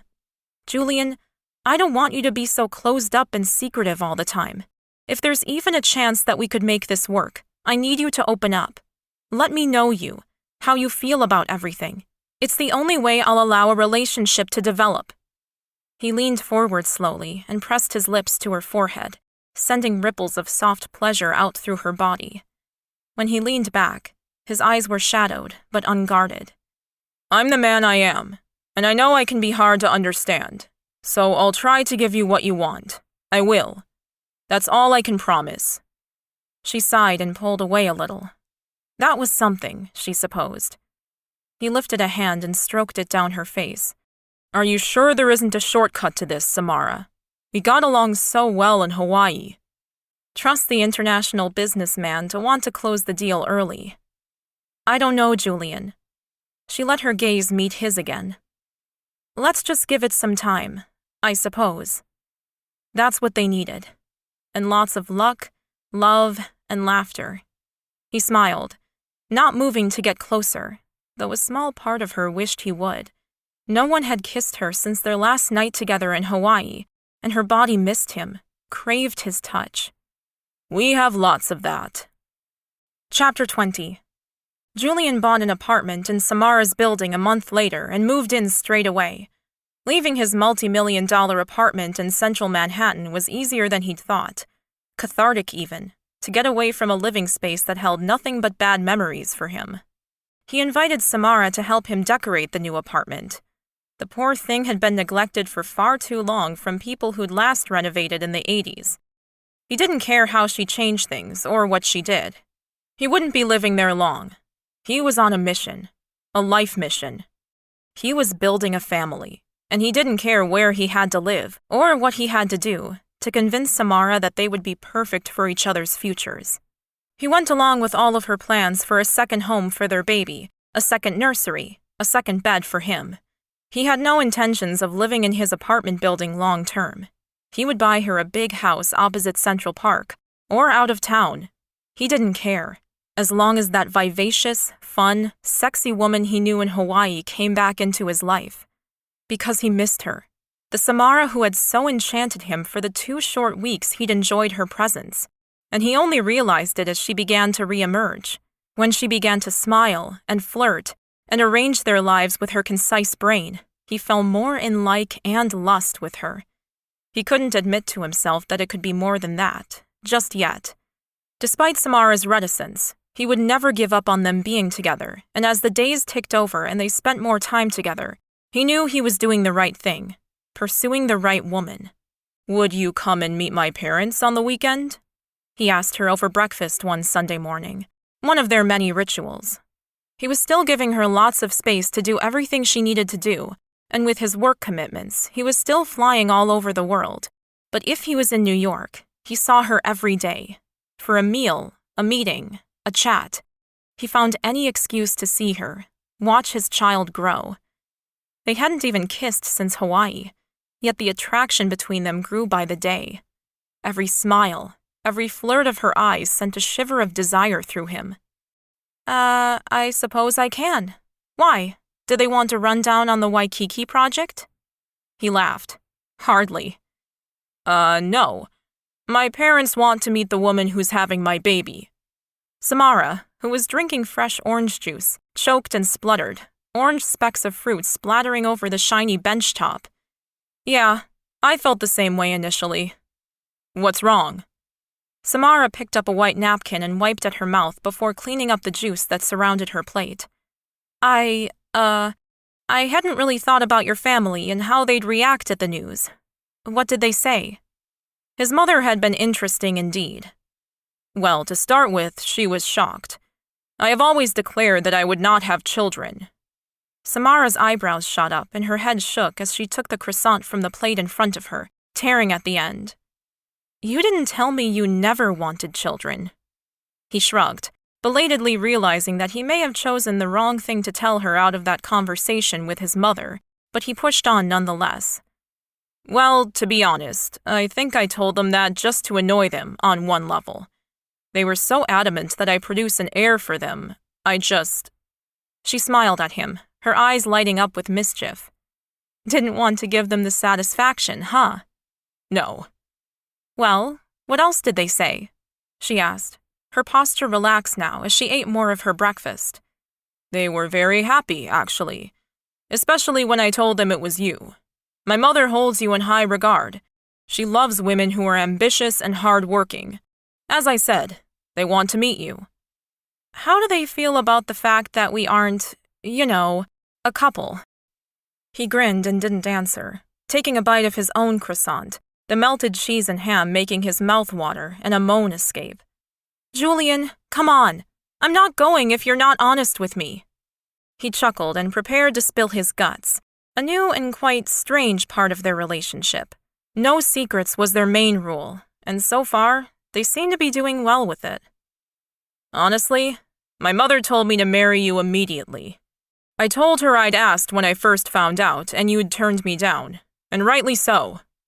This caused Samara to sit back and smile at him. "Really?" "Yes, really.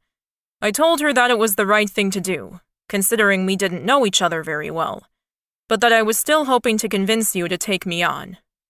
She giggled at that, her cheeks flushing with a beautiful happiness he hadn't seen in a long time.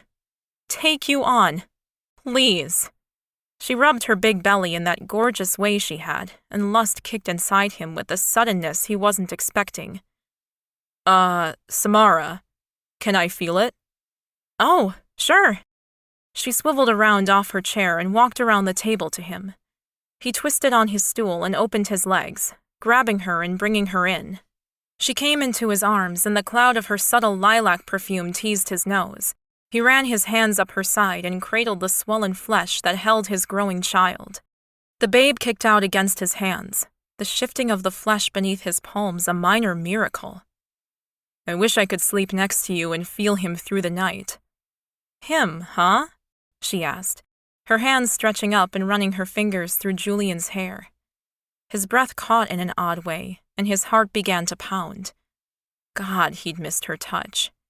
He moved his hands around behind her waist and tugged her tighter. She stared down at him, and although she didn't move closer, she didn't move away. He needed to kiss her. His heart screamed at him to do so.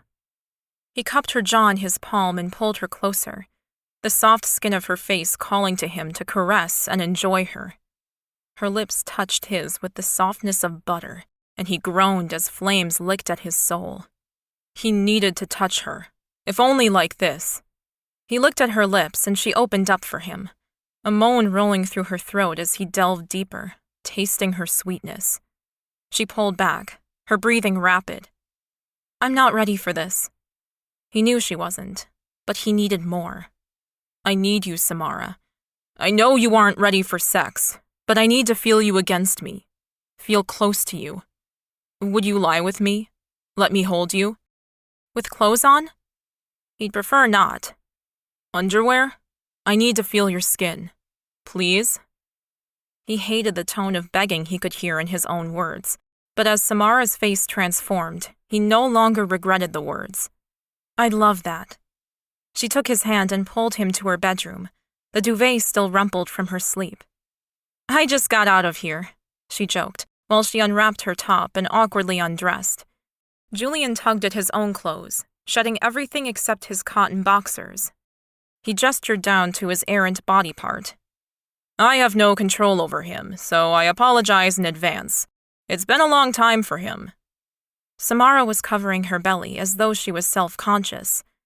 How long's too long? She gulped suddenly, then shook her head.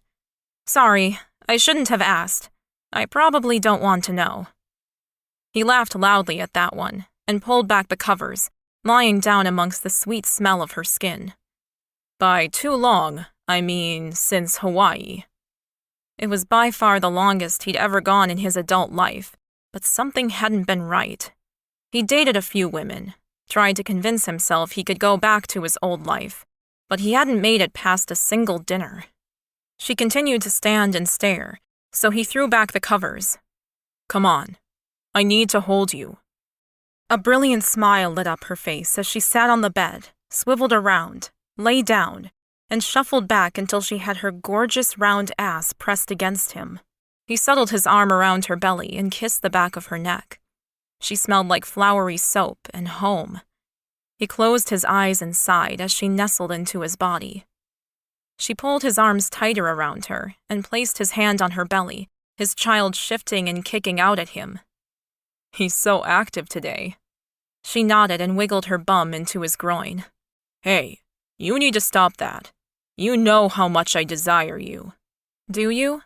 she asked, her voice catching in a way that told him how vulnerable she was feeling being with him like this.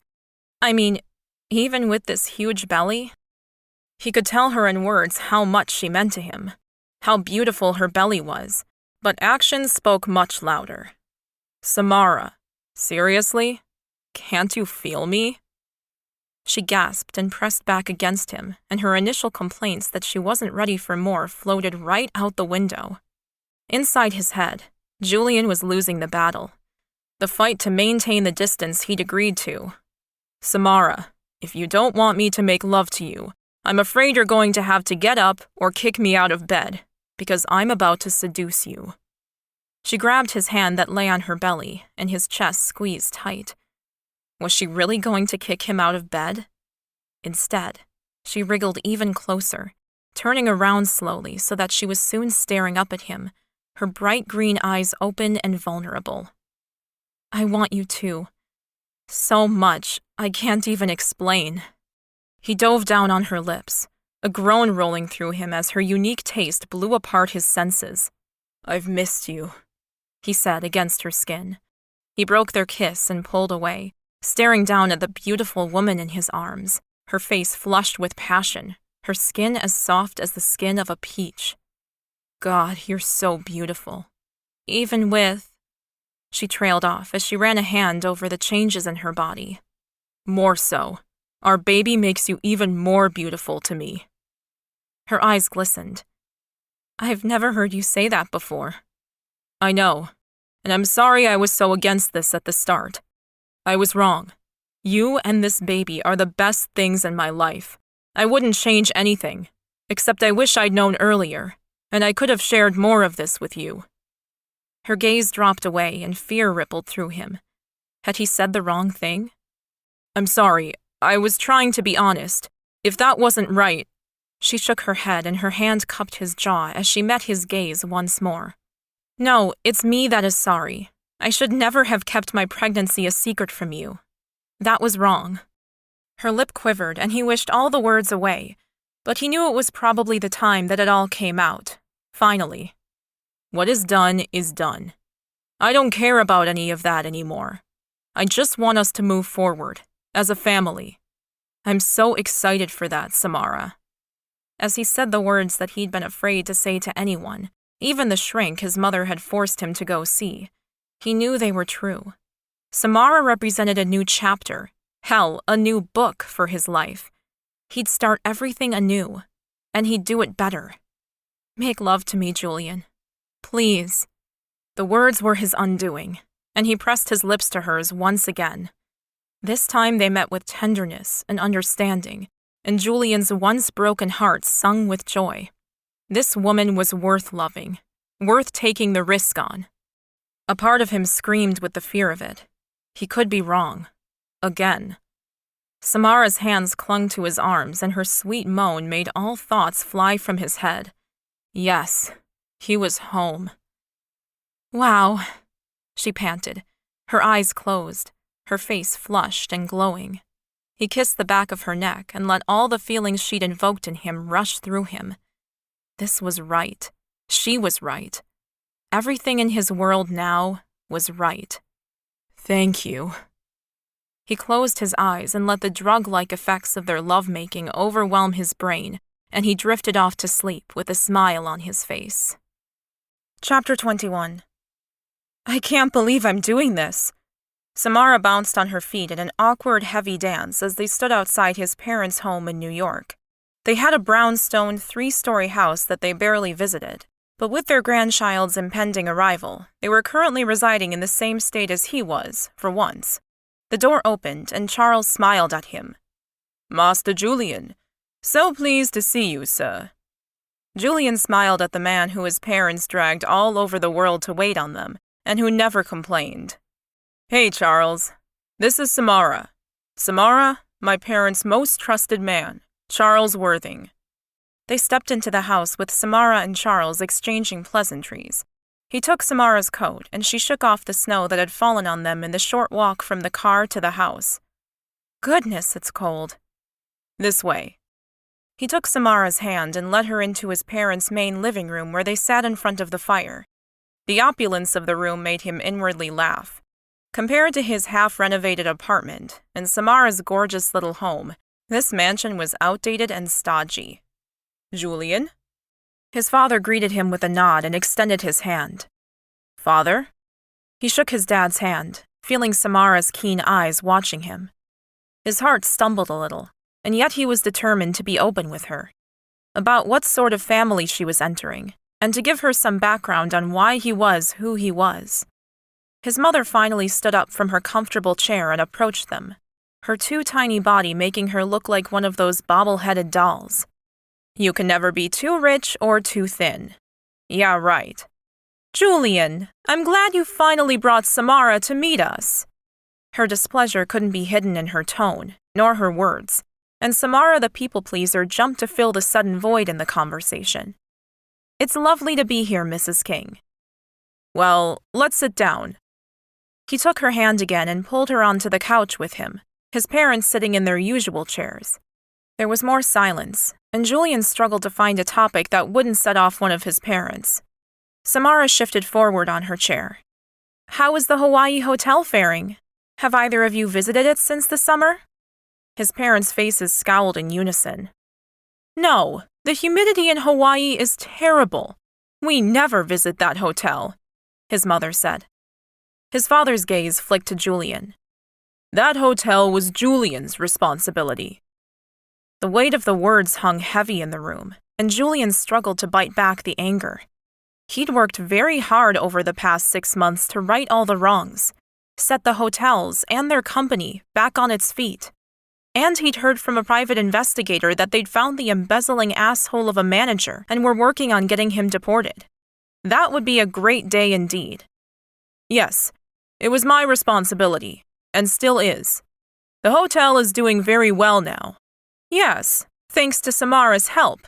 I was right to hire her, his mother said to him as she lifted her nose several inches in the air. You were right, Mother. She was a great help.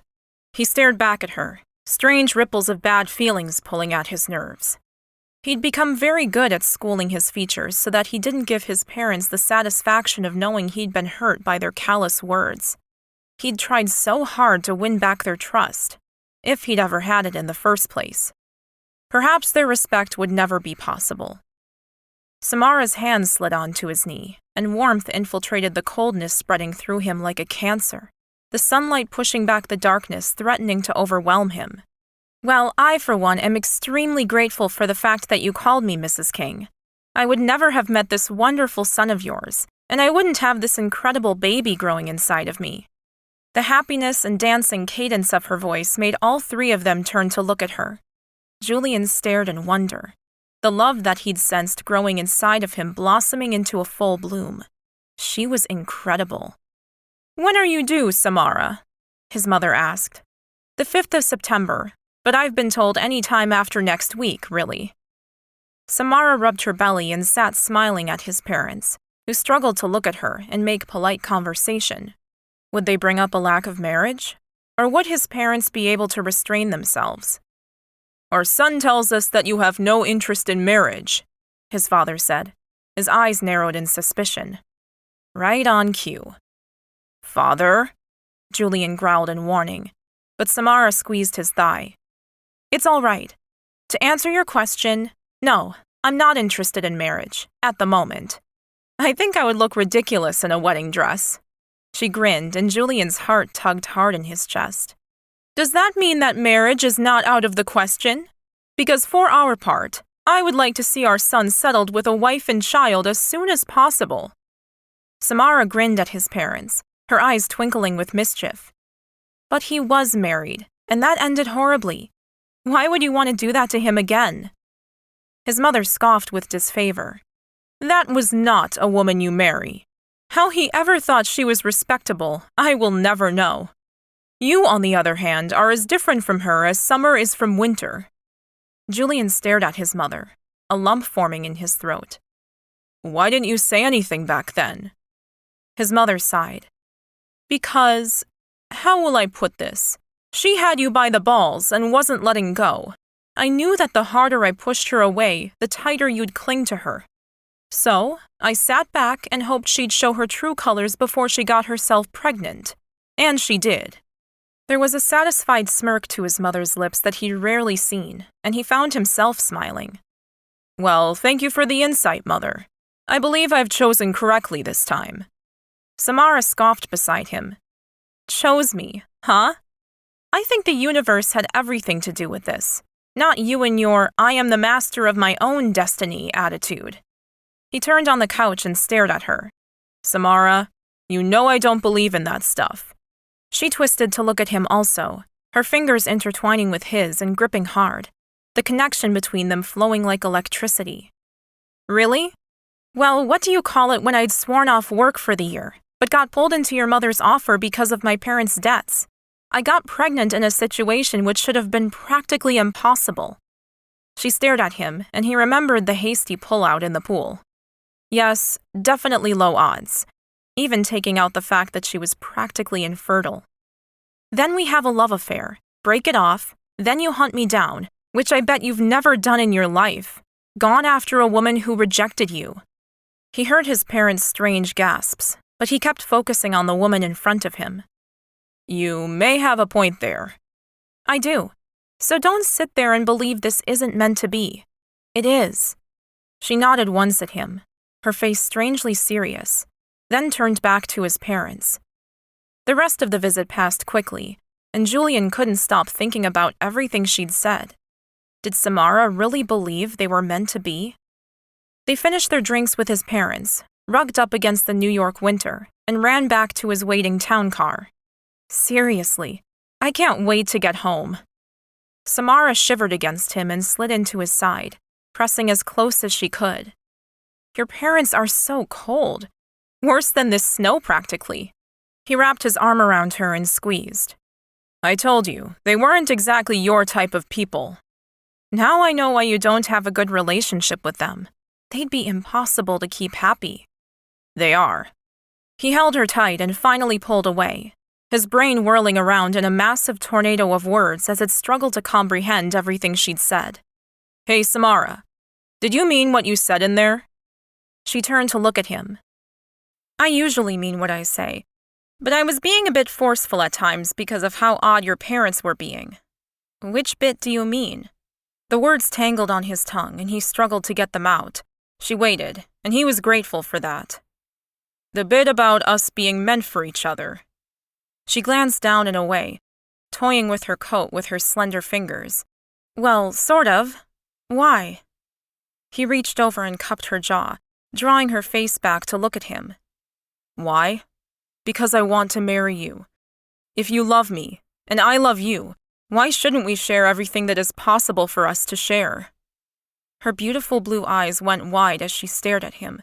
She wasn't saying anything, and his belly sunk with the realization that she may not have meant that much. What's wrong, Samara? Did you just say that you love me? If he'd been a cartoon, someone may as well have come along and banged him on the head with a frying pan. Had he said that? Why, yes, he had. Yes. He waited, unsure on where this would go or how she felt about him. On uncertain ground for one of the first times in his life, he waited as the driver took them through the crowded streets of Manhattan. Tears leaked from Samara's eyes, and she grabbed for a tissue, wiping them away. I'm sorry. I don't know what's wrong with me, she sobbed, her face going as red as her coat. He grabbed her hands and stared into her eyes. He'd never proposed with anything other than the baby on his mind. Perhaps it was time to tell her that things had changed. He'd changed, and there was no going back. Samara Jenkins, you are the most courageous, fun, crazy, beautiful woman I have ever met. I am so proud to have you by my side, the mother of my child. He paused to run a hand over his growing babe. Please, not because you're having my baby, but because I love you. Marry me. More tears streaked down her face as her lips turned up into a brilliant smile. Yes, of course, yes. I love you too. She launched herself at him in true Samara style and kissed him, her lips tasting of salty tears. He licked them all away and said a silent prayer to the universe that Samara so believed in. When he could breathe, he pressed the button to communicate with his driver. To Tiffany's, Drake. We have a ring to buy. Samara snuggled into him. You don't have to do that. I have everything I could ever want, right here.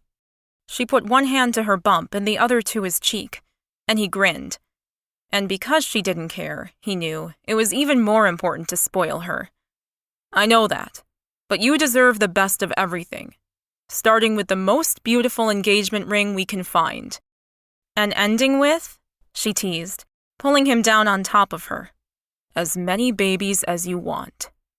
The tears welled up and she blinked, making them flow down the side of her face. He knew her now. I love you, Samara, and I'm going to spend the rest of my life making you happy. Epilogue, 18 months later.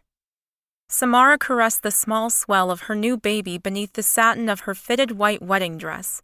When she'd planned her ceremony and picked out her slimline gown, she hadn't thought she'd be pregnant for the second time. Are you ready, my girl? Her father asked, stepping up next to her and holding out his arm. His face beamed with pride, and her heart swelled with the knowledge that her beloved parents adored Julian. Yes, most definitely. She took her father's arm in the lobby of the hotel she'd helped rise from the ashes. The marble floor shone, and there was a general happy buzz all around her from the many staff and all the people currently visiting the old dame of a hotel. Her father marched forward, and they began to walk outside, the automatic doors opening smoothly, making her smile. Such a small thing, but it really did make such a difference. The bright sunshine shone on their faces, the once dreaded humidity wrapping around her and making her grin. They walked across the main road, and as she approached the large group of people gathered for them, she slipped out of her shoes as she stepped onto the sand, her wedding party set up before her. 100 people stood on the golden dune, staring at her, and as she looked back, her heart began to gallop in her chest. She'd waited for this moment for so long, and it was finally here. Separating the wedding guests was a long red carpet leading up to the man she was going to spend the rest of her life with. Last time to turn back, my girl, her dad whispered at her as she took a deep breath, her heart continuing to flip-flop in her chest. She whispered back at him, Hurry up, Dad, or he might change his mind. Her dad chuckled in good humor, because they both knew that wasn't happening anytime soon, and together they began the slow walk down the aisle. Soft music played as her bare feet touched the carpet, and she stared at the place her husband should be. He stepped out of the crowd, and suddenly, there he was, Julian, holding their son in his arms, their proud little ring-bearer. Julian had been a better partner and father than she'd ever imagined. He had turned around everything in their lives. And now, after waiting longer than they'd both wanted to, they would be husband and wife. Her dad stopped, lifted up her veil, his eyes suspiciously shiny as he kissed her cheek and handed her over to Julian. She turned to look at the man in the expensive suit, a man who'd taken her breath away the moment she saw him and hadn't stopped doing so ever since. You look so beautiful, he said, smiling at her in that way where she could see the love that shone from his eyes. Yet there was a kink to his mouth that made her think that he was imagining taking this dress off her later. They turned toward the ocean, the celebrants standing beneath a canopy. Dear friends and family, we are gathered here today. The celebrant's words faded into the background as Thomas, her son, walked around to her side, clinging to her left hand as Julian held on to her right. Her family. She had everything she'd ever wanted, and it had all begun here. Her miracle in Hawaii.